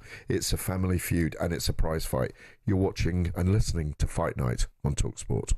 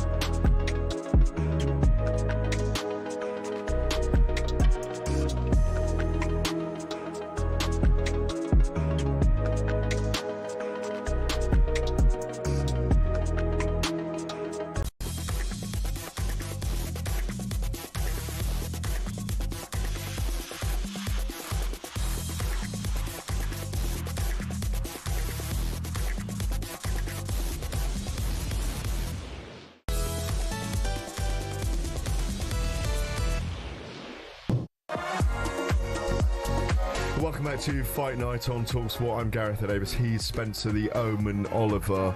We're going to go back live to Augusta National Golf Club where Rupert Bell is watching the Masters unfold.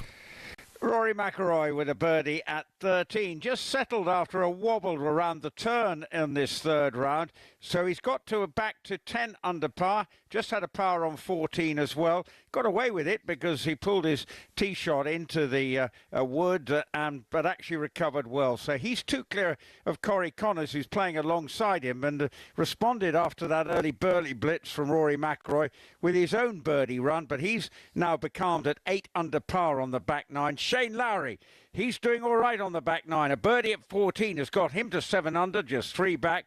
Bryson DeChambeau, not at his best today, but he's at 7 under. Ludwig Eubank, great back nine from the young Swede, has left him in the clubhouse at 6 under, the same mark as a former Masters champion, Pat Reed. They're the leaders in the clubhouse, but Rory McIlroy, leader, out on the course. The Masters Update on talkSPORT with Arnold Clark. Build your own car deal, all with a few clicks. Welcome back to Fight Night on talkSPORT. Now, the man to my left, Spencer the Omen Oliver, is a medical miracle.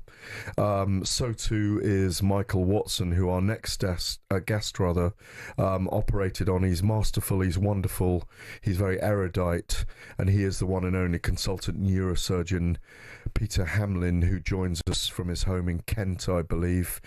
Good evening, Peter. How are you? Hi, I'm good. Thanks, Gareth. Well, hello, Spencer.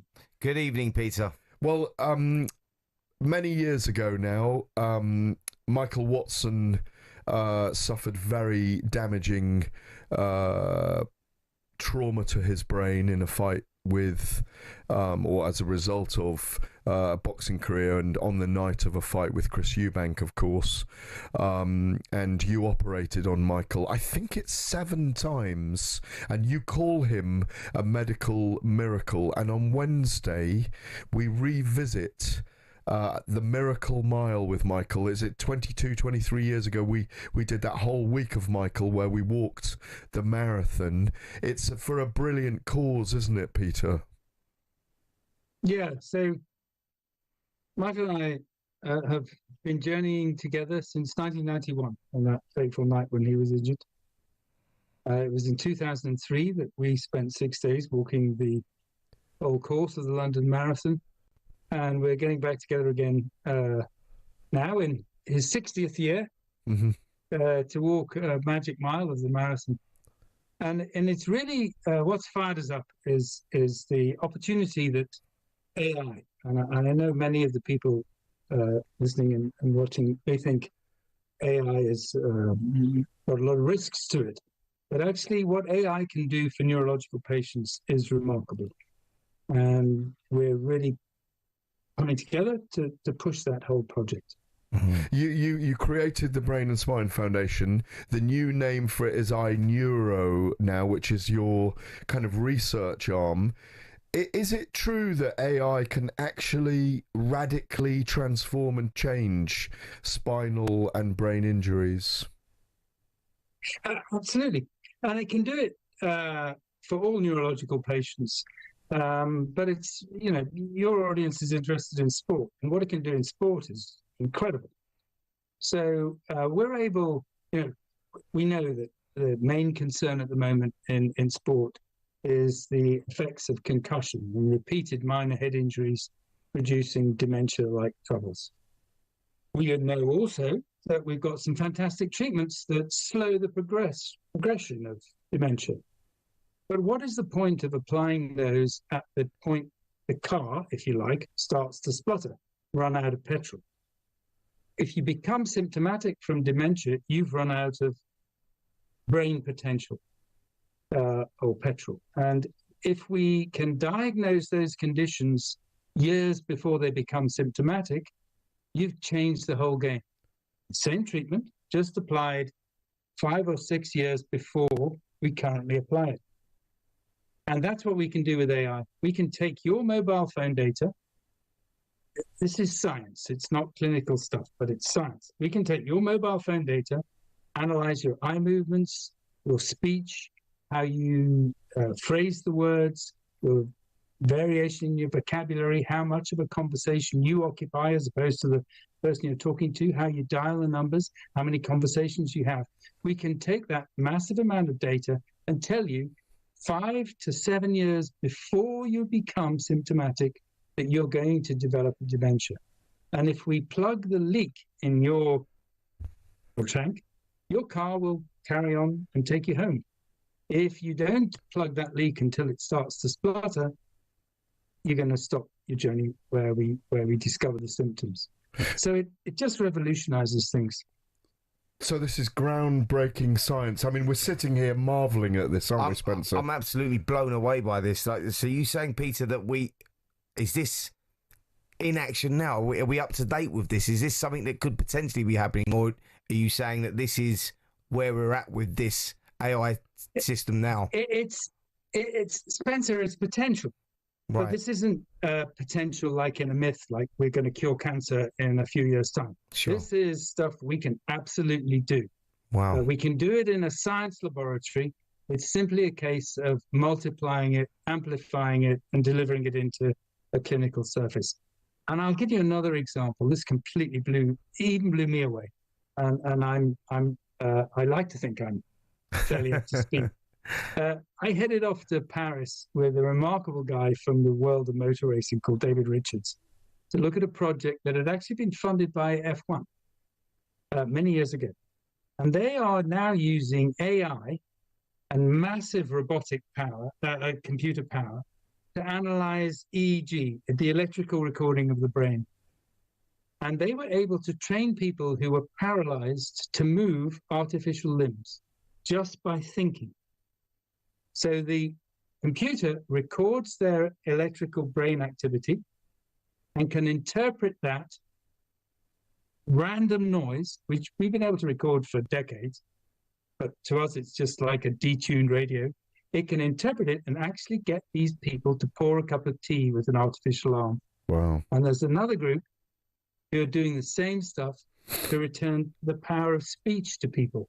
They're able to think words, but they can't speak themselves, and they can drive an artificial voice. This is science fact. We need to make clinical fact. We just need to move it up a level and get it out there into the world. It's an absolute revolution that we're looking at. It sounds incredible. Just take us back, Peter, because Spencer was a part of it 22 years ago when we walked the marathon. I mean, the Telegraph, I remember writing columns for Michael every day. It was an incredible process 22 years ago when it took us 6.5 days. Spencer and Chris Eubank met us on the finish line on the Mall, if you recall. What are your recollections of that all those years ago? And tell us about Wednesday at 1 p.m. and where you're meeting Michael and whether people are welcome to come and walk that medical miracle mile, if you like, on the 16th of April. There are two bits to your question. What do I remember of 2003 when he walked the marathon, and then what are we hoping to achieve on Wednesday? If I can deal with the first bit, I suppose for me, the biggest memory I have from the original marathon is my boy, Dominic. He was 9 years old. We sadly lost Dominic 5 years ago. And he was absolutely inspired by Michael. Michael was a severely disabled person who was a hero. And I think if Michael has done anything, it's to transform the way people think about disability. This guy is incredible, the way he handles that burden. And he just changes the way people think about disabled folk. They're not people you need to worry about, pity, or anything else. They are heroes. They are champions. And he transformed that thought in my boy's mind, and that remains a huge thing to me. And what Michael has done for me as an individual in terms of his inspiration, you know, I've done a few things for him physically in our time together, but what he's done for me as a person and as an inspirational force has been equally profound. And tell us about so Wednesday, Peter. Wednesday? Yes. Well, what we're going to do on Wednesday is really rev things up. And if you talk to Michael, he's completely wowed by the whole thing. He's excited by the science. I'm excited by the science. We're going to drive a bright new future.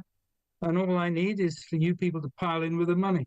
You just need to join the link and sponsor us. And we can convert that into real, genuine treatments for patients, not just in Britain, but around the world. Just remember one fact. Neurological disorders kill more people than heart disease and cancer put together. That's a global That's incredible, Peter. Really just tell us the start point on Wednesday. We're on the verge of changing that. That's brilliant, Peter. We've got to go to break, but just tell us where you meet at 1 p.m. on Wednesday in Westminster. We're meeting at St James's Park. We're meeting at the Wellington Arch. Be there at 1 p.m. or be square. Lovely. We will see you there on Wednesday. We will be there, Peter. We can't wait. Thank you so much. See you there. Thank you. Consultant neurosurgeon Peter Hamlin. You're listening to Fight Night on talkSPORT.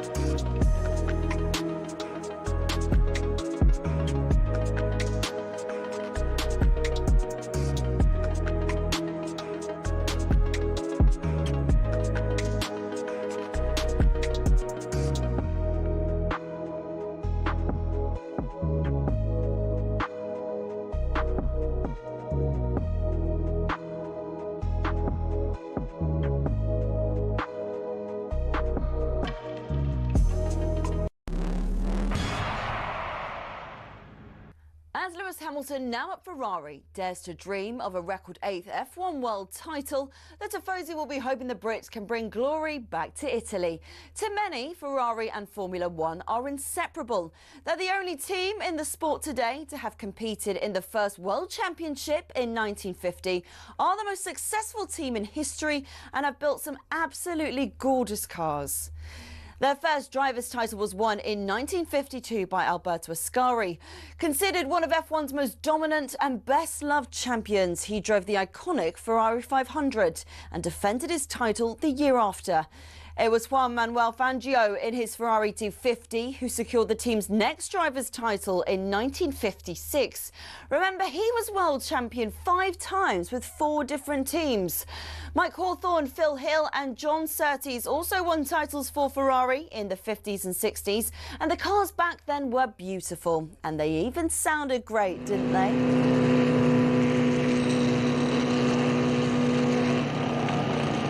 Anyway, Ferrari went 11 years without winning a title until Niki Lauda won in 1975 in the iconic 312T. Throughout much of the 80s and 90s, though, Ferrari looked like they'd never go all the way again. Le Professeur Alain Prost came pretty close in 1990, but lost out to his bitter rival and former teammate at McLaren, Ayrton Senna.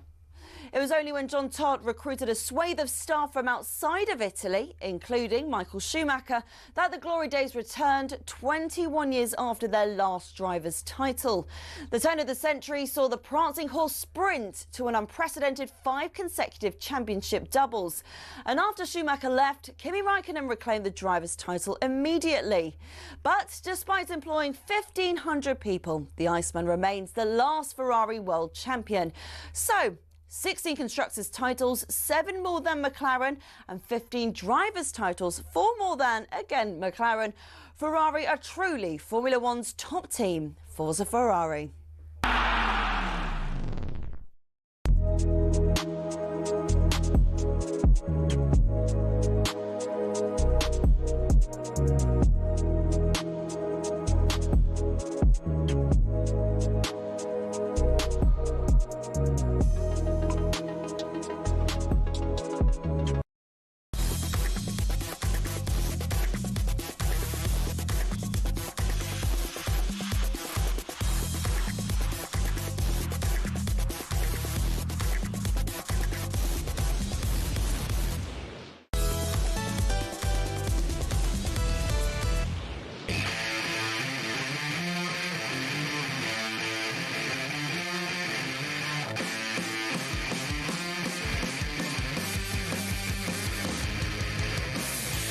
Welcome back to the last hour of Fight Night on talkSPORT. I'm Gareth Davies. He's Spencer the Omen Oliver.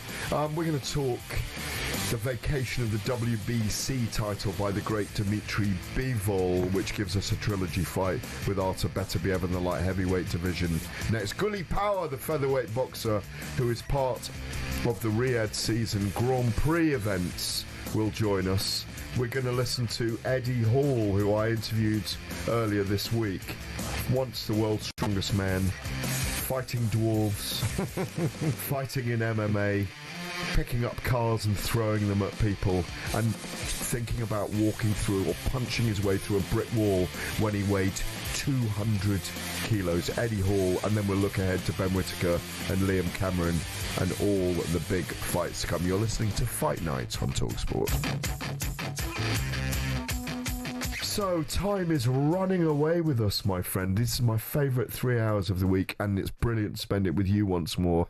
In this last hour, Dmitry Bivol vacates the WBC title this week, giving us not the David Benavidez fight, as many people thought was going to happen, but the trilogy with Artur Beterbiev. We've been at both of them. Hopefully we'll be at the third. I suspect it will be at Riyadh season at some point in Saudi Arabia, because Turki Al-Sheikh has won his way. For me, I wanted to see the trilogy. I don't mind Benavidez waiting. Oh, 100%. We needed to see the trilogy. We needed the rubber match. You know, we needed to see who was going to come out victorious. That is the fight. That was the best fight in the world today. Dmitry Bivol, you know, and Artur Beterbiev is the fight that we all craved. I mean, the first one was insane. The second one was equally as good. Yeah, even better. Yeah, when you thought you couldn't get better, you're looking at it. You're looking at boxing IQ and the toughness and, you know, the ring craft that they both got.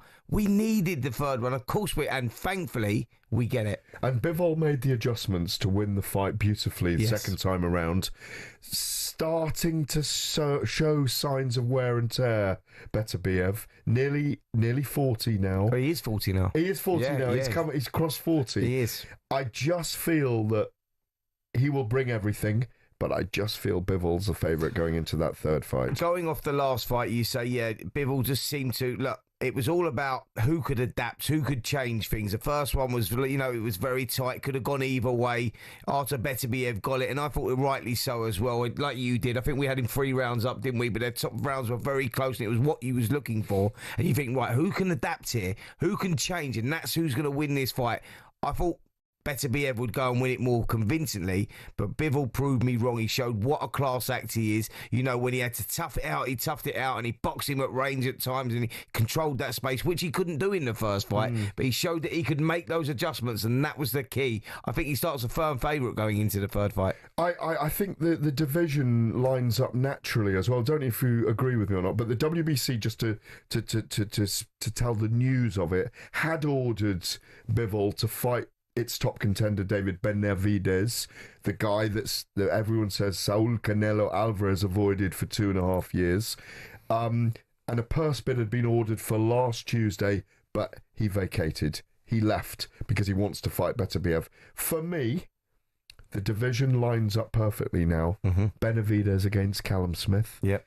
Joshua Buatsi against Anthony Yarde. Let's get those 2 other fights made. Do you agree? You just painted it beautifully. They're the best fights out there right now. They're fan-friendly, all of those fights. We needed the trilogy between Artur Beterbiev and Dimitri Bivol. We've got that. Benavidez is the guy and a monster of the division. He will get his opportunity against the winner of that fight, I'm sure. But let's see him in now, with these other top contenders. Callum Smith as well. We need to see these fights happening. Well, Callum Smith was so impressive against Joshua Buatsi. He showed all his gears that night. Brilliant performance by him. I think the matchup with Benavidez is phenomenal. It's a beautiful fight. It really is. Like you say, Callum Smith rolled back the years. I think we doubted that he would still have that desire, still have that burning fire to pull him through against Buatsi, who started a big favourite going into that one. When you're talking about momentum, where they were sat in their careers, was it the time for passing of the baton here? And that's what we thought it was. We thought it was Joshua Buatsi's coming-of-age fight, and it didn't turn out to be. Callum Smith rolled back the years. Paul Smith, his oldest brother, sat in my chair last week at the event up in Manchester Heavy Impact. Did you manage to speak to him on or off the record about whether they were pursuing that fight with David Benavidez? They want the biggest fights out there. They want those opportunities. They would love to fight Artur Beterbiev. They want to fight with Dimitri Bivol. He's at that stage of his career now, Callum. He's deserved and he's earned that opportunity, and they're looking for the biggest opportunity. If that fight comes up against Benavidez, yes, please, they'll take it. Callum is that guy. He doesn't want these fights now. He doesn't scream and shout about it either. No, he doesn't. But he's put himself now. He's a WBO interim champion. He's put himself thereabouts, and he's looking for that big fight. And listen, he deserves it. And Joshua Buatsi and Anthony Yarde should be a fight that's being made right now as well. Come on, yeah, absolutely. Sells out the O2 Arena like that, even though they're not huge ticket sellers. If I'm being honest, that fight ignites a big British rivalry. Gareth, we've been talking about that fight for years. It's a fight that we've wanted for years, and it's still a massive fight, and it's a sellable fight. It's a great contest. Notwithstanding, Anthony Yarde has to come through his battle with Lyndon Arthur, that trilogy fight. First of all, let's go to Augusta, the Augusta National Golf Club, where Rupert Bell is watching the Masters unfold.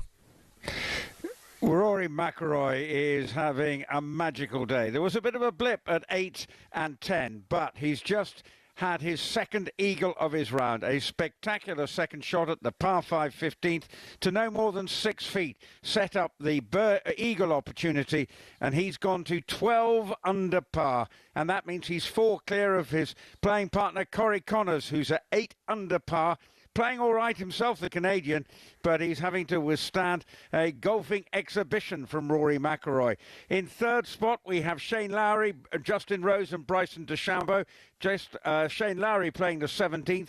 Justin Rose just picked up a birdie at 14. He's really frustrated with his putter, but he's still in the mix at 7 under. And Bryson DeChambeau not having the day he anticipated. He remains at 7 under, and that's through 14. Scotty Scheffler, the world number 1. Well, it's not really happened for him today. He's level par for his round.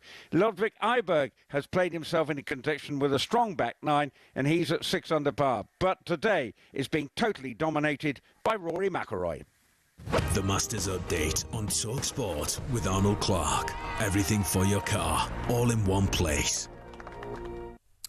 Well, thank you very much, Mr. Bell at Augusta. Next up, we have Gully Power, the featherweight boxer, joining us. He's involved in the Boxing Grand Prix, the first Boxing World Cup. 128 participants from all over the world, featherweight, super lightweight, middleweight and heavyweight, taking place in Riyadh, Saudi Arabia. We will discuss next.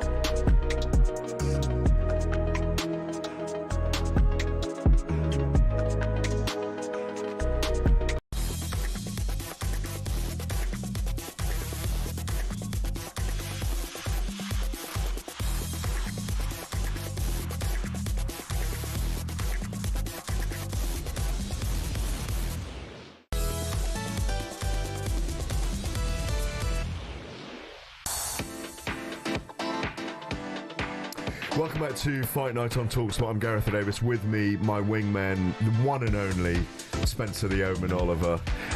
Joining us now, I think he's about to fly to Riyadh, Saudi Arabia for the Boxing Grand Prix, the first Boxing World Cup involving 128 participants from all over the world, featherweight, super lightweight, middleweight and heavyweight. It's taking place April the 17th to the 20th. That's Thursday to Sunday.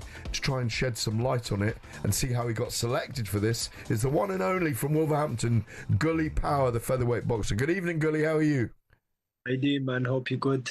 Everything's good, man. So tell us, first of all, how the opportunity came about to be involved in this featherweight tournament. Basically, we got the word from our coach. He told me about the Grand Prix. He said, there's an opportunity here. We can sign up, see what happens. So we just signed up for it about, I'd say, probably late December, early January, and we just went through it. We thought, it's just worth a try. And then they got back to us in February, and they said you've been pre-selected, so we had to go through the process and stuff, and then we just continued on forward. So 32 featherweights from around the world, I take it. So 32, 16, 8, 4, 2 finals. So you have to win 4 or 5 bouts over 3 or 4 days. No. So basically, we fight once this time, and then we fly back in June. We fight another one, and then it's over throughout the year. So basically, we'll be fighting in Saudi.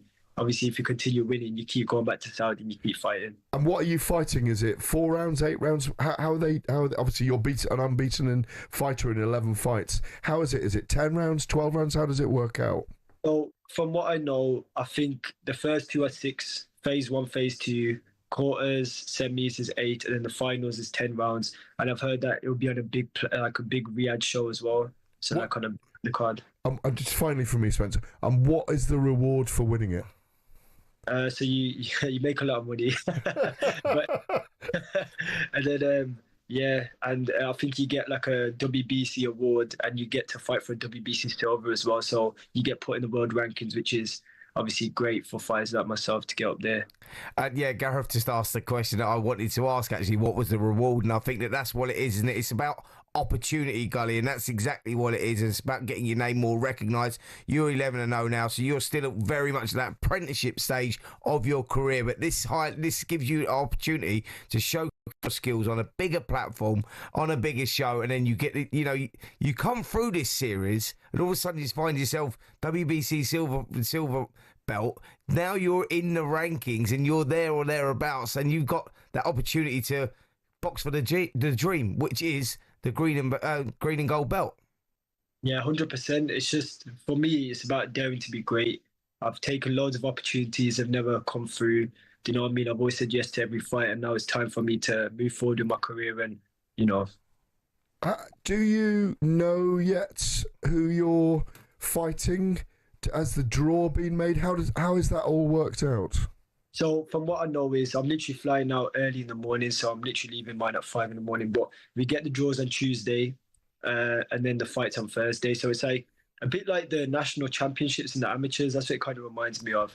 You find out who you're fighting literally a couple of days before, which is, fair enough. Mate, it's not just the national championships. It's like when you go to the Commonwealth Games, the Olympic Games, you're flying out there and you've got fighters from all around the world, and you turn up there and you go, I don't know who I'm fighting and I don't know where he's going to be ranked. I've just got to do it. And I think that's not a bad thing in many ways. If you've been through that process as an amateur, and you're used to that sort of, you've just got to rewind and sort of like reprogram the brain the way that it used to be when you was an amateur, wasn't it? Because you go, right, I've got no time to learn about this guy. I can't study the guy like you do as a professional, and you're looking at your opponents and their strengths, their weaknesses. Do they come forward? Do they go back? You just got to turn up and deliver. And I think that's how you find out a great fighter, because you've got to adapt as the fight's going on. You know nothing about the guy. Yeah, 100%. That's what it's all about, isn't it? So I think it's very fair the way they've done it, and it's an opportunity for fighters like myself that come off the small horse shows. You know what I mean? And we get to go on the big stage, experience it, and we get a chance of winning, a massive reward and putting ourselves out there. And that's the key thing for me. Do you know what? Is it like a pinch yourself moment where you go like, you go in there and you think, right, I put my name up for this one. All of a sudden, reality's kicked in. You're flying out tomorrow morning. It's Riyadh. It's Saudi Arabia. Every fighter's dream now is to be out in Saudi Arabia on one of these Riyadh cards, in one of these sort of competitions, or, something like that. The WBC being involved in it as well. I mean, pinch yourself moment, man. Like you say, when you're sort of boxing in these small hall shows in front of 600 people, and now all of a sudden you find yourself on this world stage with this, all this media attention around this new system. Yeah, definitely. It's a massive step up, obviously, coming fighting from the small halls to the biggest stage. But I was made for these moments, and like I said, I want to dare to be great. I want to showcase my skills, and I want to put myself out there. So, there are an enormous number of fights over that period. Do you know where it's being shown, the TV deal? Is that announced yet or not? I think it's going to be on DAZN. Okay. And also, it's literally going to be Thursday, featherweights, Friday, super lightweights, Saturday, middleweights, and Sunday heavyweights. So they're literally going to cover 16 fights in 4 days, which is crazy. Wow. Well, we know that DAZN, is a 24-hour station, and there's going to be fights on every hour through the day. So because we don't know any of this detail yet, so for people wanting to watch it, do you know what time of day you're going to be boxing? So on the schedule, I double checked earlier. It's saying it starts at 1 p.m. The phase one does. So I'd suppose that every single day it's going to start at 1 p.m. So it's morning for us in the UK. We can watch it through the morning. I like it. I like a Thursday, Friday, Saturday through the morning event. Definitely, yeah. It's going to be a good one. It's going to definitely be a good one.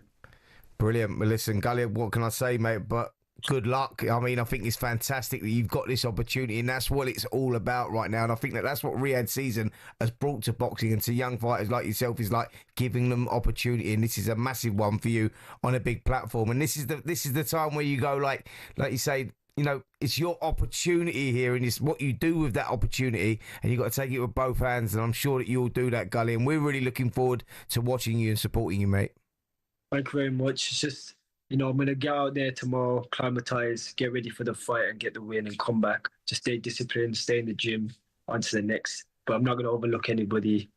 Treat every fight like a world champion, like I always do, and just get in there and do the business. You know why you got selected? Because the last time we had you on the show, we celebrated South Asian Heritage Month on talkSPORT. They saw you then, and they went, Gully Power, he's the man with the power. What have the last 6 months looked like in your career and your life? So last 6 months, I've just been in the gym. I fought 1 8-rounder. I had a lot of opportunities coming forth, and, sometimes they don't go the way we planned. We had a lot of opportunities come our way. I said yes to it, even on short notice. But sometimes these things don't go your way, so I had to step back. We had a fight literally lined up, just like in a small horse show, literally about 2 months ago. And then we found out about the Grand Prix, so I had to pull out of that due to it, because they said we're not allowed to fight due to contracts, etc. So, yeah, we got the biggest opportunity out of all of it, and now it's my time to, And so you keep winning, and you're going to go over there every 2 months. I think I recall you saying it's June would be the next one. Yeah. And then you'll go back over in September again. Yeah, so it'll be literally just every 2 months. I think, August, I think the next one is. And do you know what, just to explain to our listeners that maybe not know about, how difficult it is as a young fighter boxing on these small hall shows. Some fighters like yourself, sometimes you have to pay to fight because you can't sell the tickets or whatever else. So I'm just trying to explain what an opportunity this is for young guys like you and what a breakthrough it is, because when you're fighting on those non-televised shows, it's very difficult, isn't it? Biggest target as well, by the way, is to become Turki Al Sheikh's favourite fighter. That goes a long way. 100%. Yeah, it's just, coming from the small horse shows, it's very difficult. We have to sell tickets. We have to literally, just put in the work constantly, selling tickets, going everywhere, promoting yourself on social media, etc. And obviously, over time, I've built up a good social media presence organically.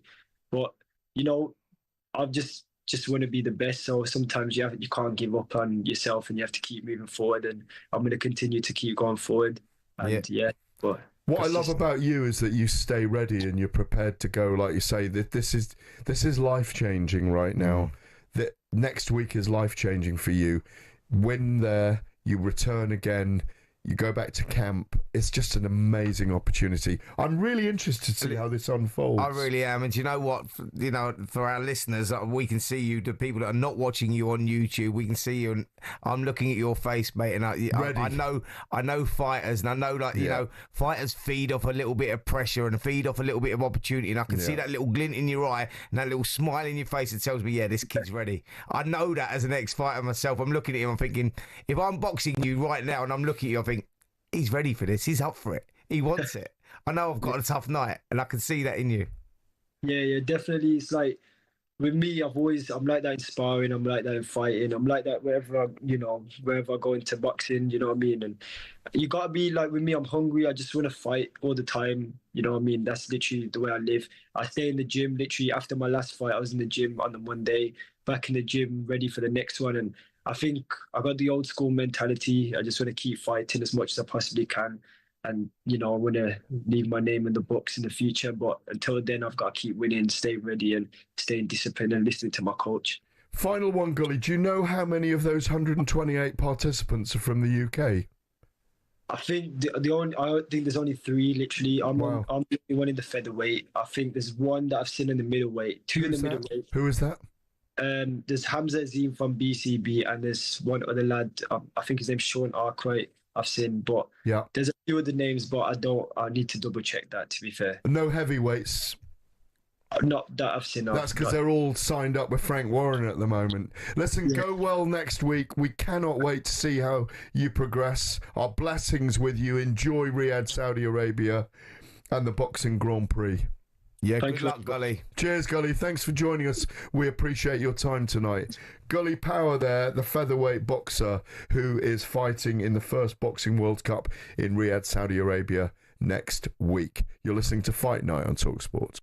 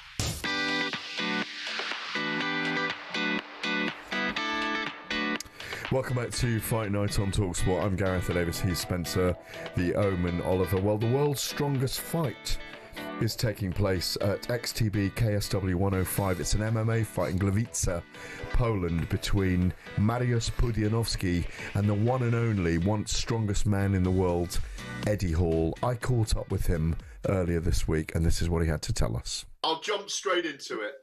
8 years ago, you were the world's strongest man. You were still a very young man then, not even 30. Did you find that when you got to that pinnacle, you were just going to need other challenges?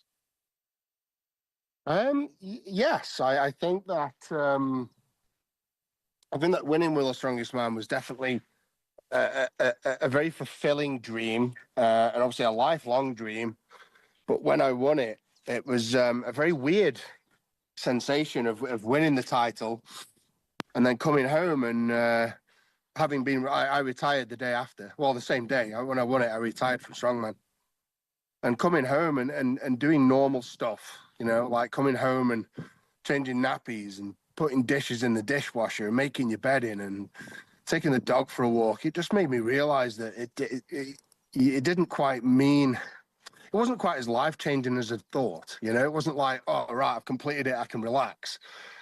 I quickly realized it took me probably about 2 years of capitalizing on the win, doing evening whips, doing TV shows, doing lots of sponsorships, just really just passing the time.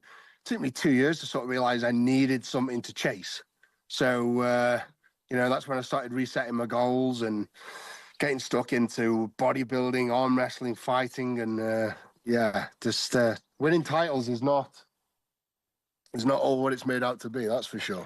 What did you learn about yourself in the physicality of being the strongest man in the world that you've carried with you? I hope there isn't a pond or a pool there that you're watching out that daughter... There is. I'm keeping my eye on her. She's by the pool.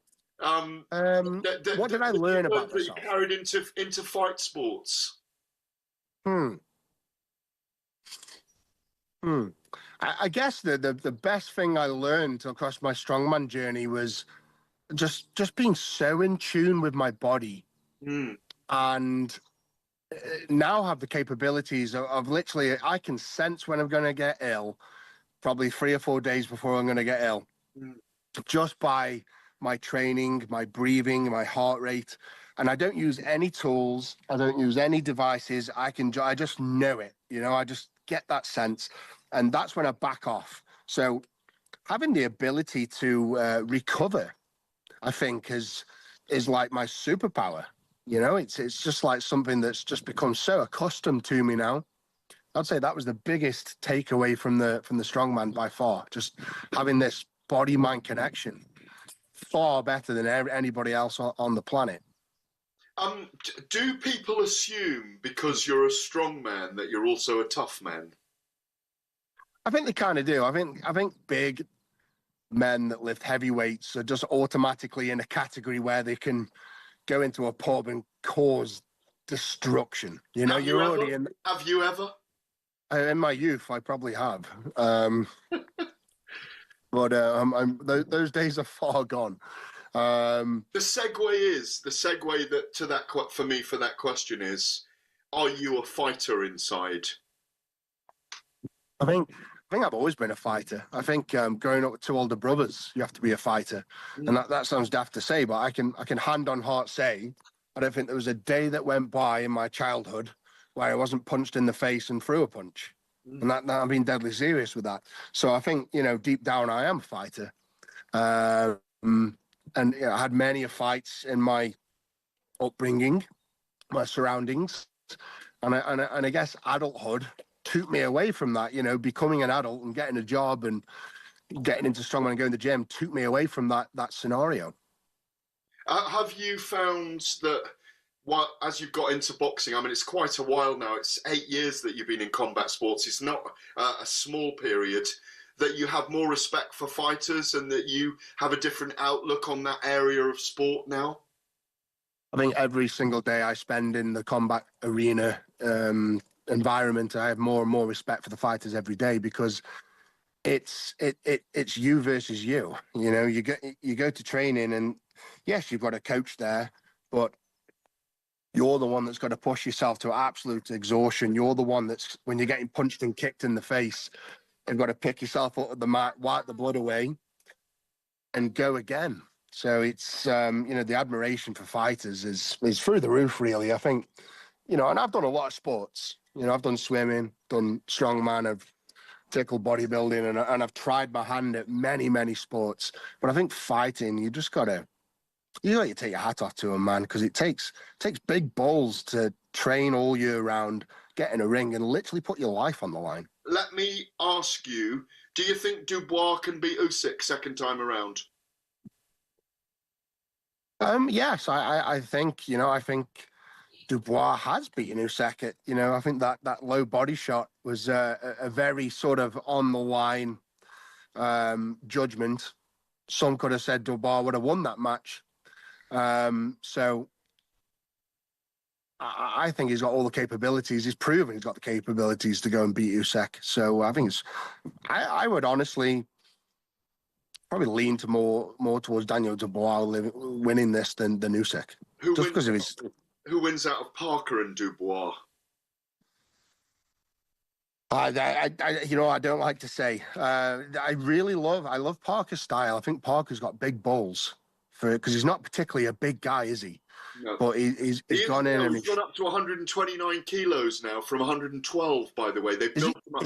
Is he 129 currently? He's put 17 kilos on, 10,000 calories a day, 2 training camps. They built him from the calves to the thighs, to the glutes, to the back, to the shoulders. They built him up by 17 kilos. Yep. Wow, I did not know that. So he can still run for 90 minutes on his day off. Yeah, that makes him even more dangerous. So I think Parker's an unrecognized entity as of now. I think he's got the capabilities to be world champion. I really do. And he just seems like that. It reminds me a lot of Tony Bellew. Just this. The world's strongest fight, an incredible clash of giants at the XTB KSW 105 in Gliwice. It'll feature you, 2 genuine titans, your opponent, the world's strongest man, Mariusz Pudzianowski, as well. MMA bout. You're both legendary strongmen. April the 26th, the Pre-Zero Arena there in Gliwice. Tell me about MMA. Do you enjoy MMA as much as you do boxing? I think I enjoy the MMA a lot more. I think, the learning aspect of MMA has been so much more fun. Getting on the ground, grappling, learning all these little maneuvers and nooks and crannies has just been so fun for me. And that's a big part of, enjoying your training is a massive part of life. It's all niceties for now. We've met each other, we've said hellos, we've shook hands, we've paid each other compliments. But I'm keeping an eye on it. But we did the face-off, and couldn't look me in the eyes, and I could. And don't get me wrong, I'm nervous. I'm anxious. This guy's got 16 years experience. He's a big, strong, powerful man. He's got a good fight record. But I don't know, man. I just feel like when all niceties, but when that bell rings, I just want to punch that guy in the face as hard as I can. And that's what it's about. You can't be friends in that arena.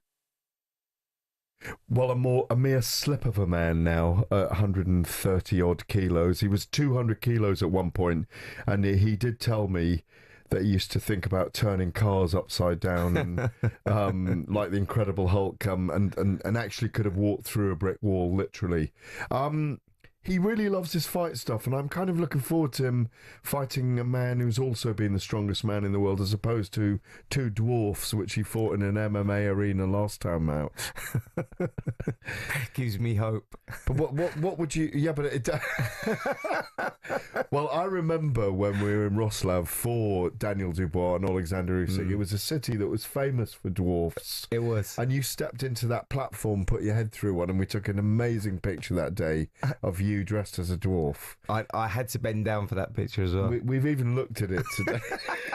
Oh, do you know what? What a great trip that was, by the way. Was fantastic trip. But and what a fight! Yeah, absolutely. And he's picking Daniel Dubois to beat Alexander Usyk. Yeah, well, listen, he's got his reasons for that. You know, it's all about, timing, momentum, and all of that. And you go, Daniel Dubois, he'd have a big chance in that fight for sure. Usyk will obviously start the favourite, but you can't write Daniel Dubois off going into that rematch. And I agree with him, by the way. That body shot, I don't think was low. Borderline. It was very, very borderline. But borderline low is what I'm saying. There you go. You're saying borderline. Borderline okay is what I'm saying. But Eddie Hall, he's great knowledge of the fight sports for sure. Not just boxing, but MMA and any sort of martial art. He's a fascinating guy, isn't he? He is very, really very interesting. We'll have to get him in the studio because we spoke for a long time there. Very, very compelling. KSW 105. Looking forward to that. We will be that night at Benn and Eubank, of course, at Tottenham Hotspur Stadium while they're doing that in Poland. We're going back to Augusta National Golf Club for our correspondent Rupert Bell, who is watching the Masters unfold. Right, coming to the end on this third day, Rory McIlroy with a 3-stroke lead, 12 under par, 6 under for his round, a round that's included 2 eagles, opened up with 6 straight threes to really open up a distant daylight between him and the rest of the field. But it's only 3 now, thanks to back-to-back birdies for Bryson DeChambeau, with a birdie at 16 and preceding that at 15, and he is at 9 under par. Corey Connors at 8 under, playing the 18th with Rory McIlroy. Elsewhere, Justin Rose, frustrated with his putter. He missed a chance on 16 and other birdie opportunities throughout the round. Just not happened for him. He's at 6 under. And Shane Lowry, bogeys at finally the 17th and 18th, means he's level par for his round at 5 under. That's 7 back. Ludwig Eiberg in the contention along with former Masters champion Pat Reed. They finished at 6 under, but it's been Rory McIlroy's day, playing the 18th. If he can get another birdie at the very difficult 18th, it just might mean he is one step to winning his first Masters title. The Masters Update on talkSPORT with Arnold Clark. Get the UK's best used car deals, guaranteed. Thank you very much, Rupert Bell. Well, next we'll look forward to next weekend and a fight that's taking place. Brilliant welterweight fight between Stanionis and Boots Ennis from Boardwalk Hall in Atlantic City later tonight.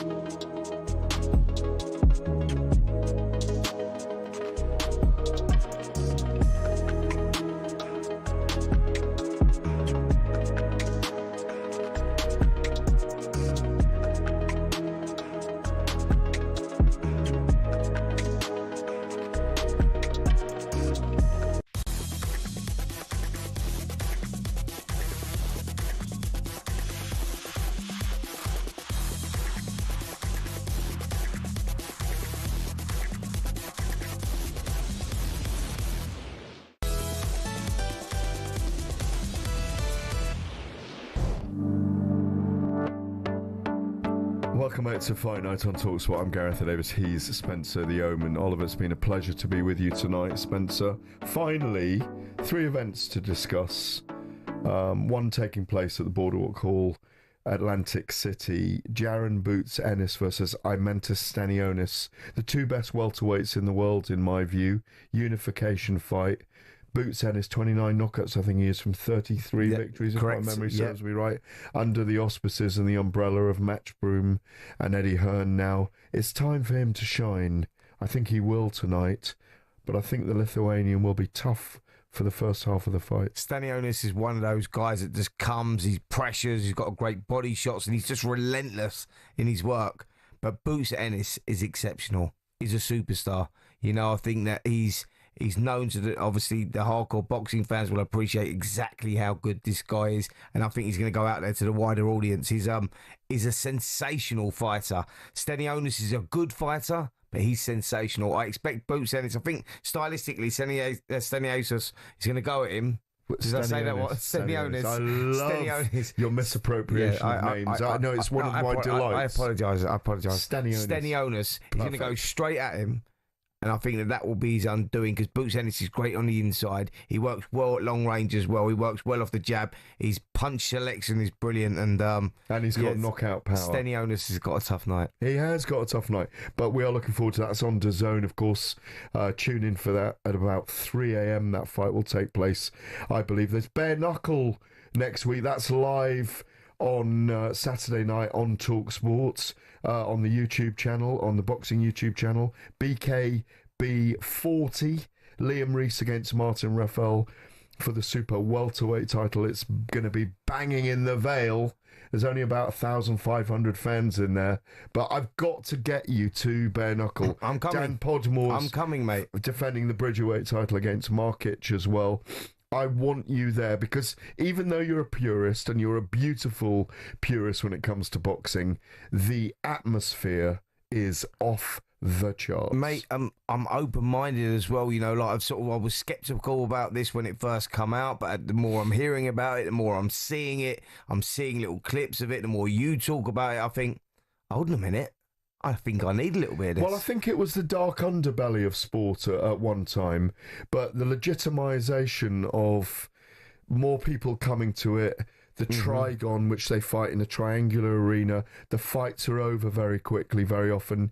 You know, it's different with bare knuckle. I mean, I always, when I'm watching them, I think of you, because I think you'd have been a threat to anyone. You always say that, yeah. I always, because you've got footwork and hand speed. You always had that. And I feel that if you were boxing today, you'd have had a crack at it. Possibly. Who knows? Well, that's Saturday night. Sunday night, we're in action. Ben Whitaker and Liam Cameron. I think it's Resorts World Birmingham, isn't it? Yep, live on talkSPORT. We are live on talkSPORT. Brilliant fight, that is. But the undercard's fantastic as well on Whitaker Cameron too. Fraser Clark back after that, if I can call it, jaw-dropping moment in Riyadh, where we were really stunned by the knockout to Fabio Wardley, and back against Ebenezer Tete. What do we think about this? Well, Ebenezer Tete is a tough guy. You know, out of his 25 fights, he's won 23. The 2 that he's lost, he lost to Daniel Dubois in a round, and then he give Dillian Whyte a tough night, actually. He was very awkward, unpredictable, and Dillian Whyte won it in the end in 7 rounds. But out of his 23 victories, he's had 20 KOs. Yeah. He's very heavy-handed, this kid. Is it an ideal opponent for Fraser Clark? I'm not sure. The reason I'm saying that is that was a terrible, terrible injury that we saw Fraser Clark pick up only 6 months ago, right? And that, you know, like you just go, there's a lot of damage there, and you just hope that that doesn't reappear. Tete's very heavy-handed. Look, Fraser Clark is a great fighter, and, I mean, it's an ambitious comeback fight, really, because they could have picked someone maybe not as heavy-handed, but great fight. I'm really looking forward to that one. You have reservations about this, don't you? I do. No, I don't have reservations. Fraser is a guy we know very well. Yeah. A guy we've watched through the Olympic process, heavyweight understudy to Joe Joyce, to Anthony Joshua in the GB team for a very long time. We were shocked that night, and it's hard. sometimes we love to remember knockouts and replay them. That was one that you're trying to erase from your memory banks, not keep thinking about. Absolutely. There's some things you can't erase, and you saw that, and it was a horrendous injury. And I remember having a heartfelt conversation. He was disfigured suddenly. He was, and I had a heartfelt conversation the following day, actually, at the airport, and they had sort of done an amazing job out there. Turki Al-Sheikh, to his credit, took him to the top surgeon out in Saudi Arabia, got him fixed up, and they'd done an amazing job. Fraser was there with his wife or partner, wasn't he? Yeah, absolutely, and it was an emotional time. But I'm amazed, actually. And listen, Fraser Clark would have gone through the process. He would have gone through the protocols. They will be fully confident, you know, that everything is fine going into this fight, because I remember the first time he sparred and I saw him on one of the shows. He said, yeah, Spence, I'm back sparring. I was like, wow, that's quick. He's like, no, everything's good. And they would have been through those tough spars and everything else. You know, I love Fraser, and, you know, I'm really pleased to see him back in the ring, because it looked like a career ender, by the way. It did. Listen, I think he's going to come back strong, and I think he's going to go after Tete early. I think he flattens Tete. I do. I think he does it. I'm just saying he does it early as well. I'm just saying Tete's very heavy-handed. He's just got to be aware in those early rounds, for sure. Couple of minutes left on the show tonight. Lee Cutler and Sam Eggington. Sam Eggington, again, is a guy that keeps coming back. You wonder if he should have retired, but that's a great fight, by the way. Eggington on his day is a tough guy to beat, and Lee Cutler coming off that win against Stevie McKenna in an absolute barnstormer. What a fight. That could be fight of the night. And Tyler Denny is fighting Elvis Ahorga. Looking forward to that one Absolutely. as well. Elvis Ahorga is a very good fighter as well. Tough guy. He just recently lost in 5 rounds to Callum Simpson. He lost in 5 rounds to Callum Simpson, but looked dangerous in there at times. Tyler Denny coming off that defeat against Hamza Shiraz, blown away in 2 rounds. Must-win fight for both of those guys, and again, that is an exciting fight. What a card there, by the way, from boxing. You got to salute them for that. They put a tremendous card together. Sunday, you know, Easter Sunday. Looking forward to that one, 20th, before the big one, obviously. Benn and Eubank. Absolutely. So much great boxing action to come. Hopefully we'll be there at Tottenham Hotspur as well. The weeks are really developing now. The following week, Friday, Saturday and Sunday fights with the New York Times, the Times Square in New York fight with Devin Haney, Ryan Garcia, Teofimo Lopez all in action. Then you move to Riyadh on the Saturday night for Canelo against Skull, for pretty much all the super middleweight baubles, and then Sunday from Las Vegas, Naoya Inoue in action. So much action to come, but we're going to be there on Easter Sunday doing our very best, looking our very best. It is a terrific time for Fight Sports. It's been a pleasure to be with you tonight, my Absolute pleasure to be with you as well. Brilliant stuff. You've been watching Fight Night or listening to Fight Night on talkSPORT, if it's radio or TV on your smart TV you're watching. We'll be back next week with more action Saturday night and Sunday night. This has been Fight Night on talkSPORT. Many thanks to Spencer and all our guests tonight.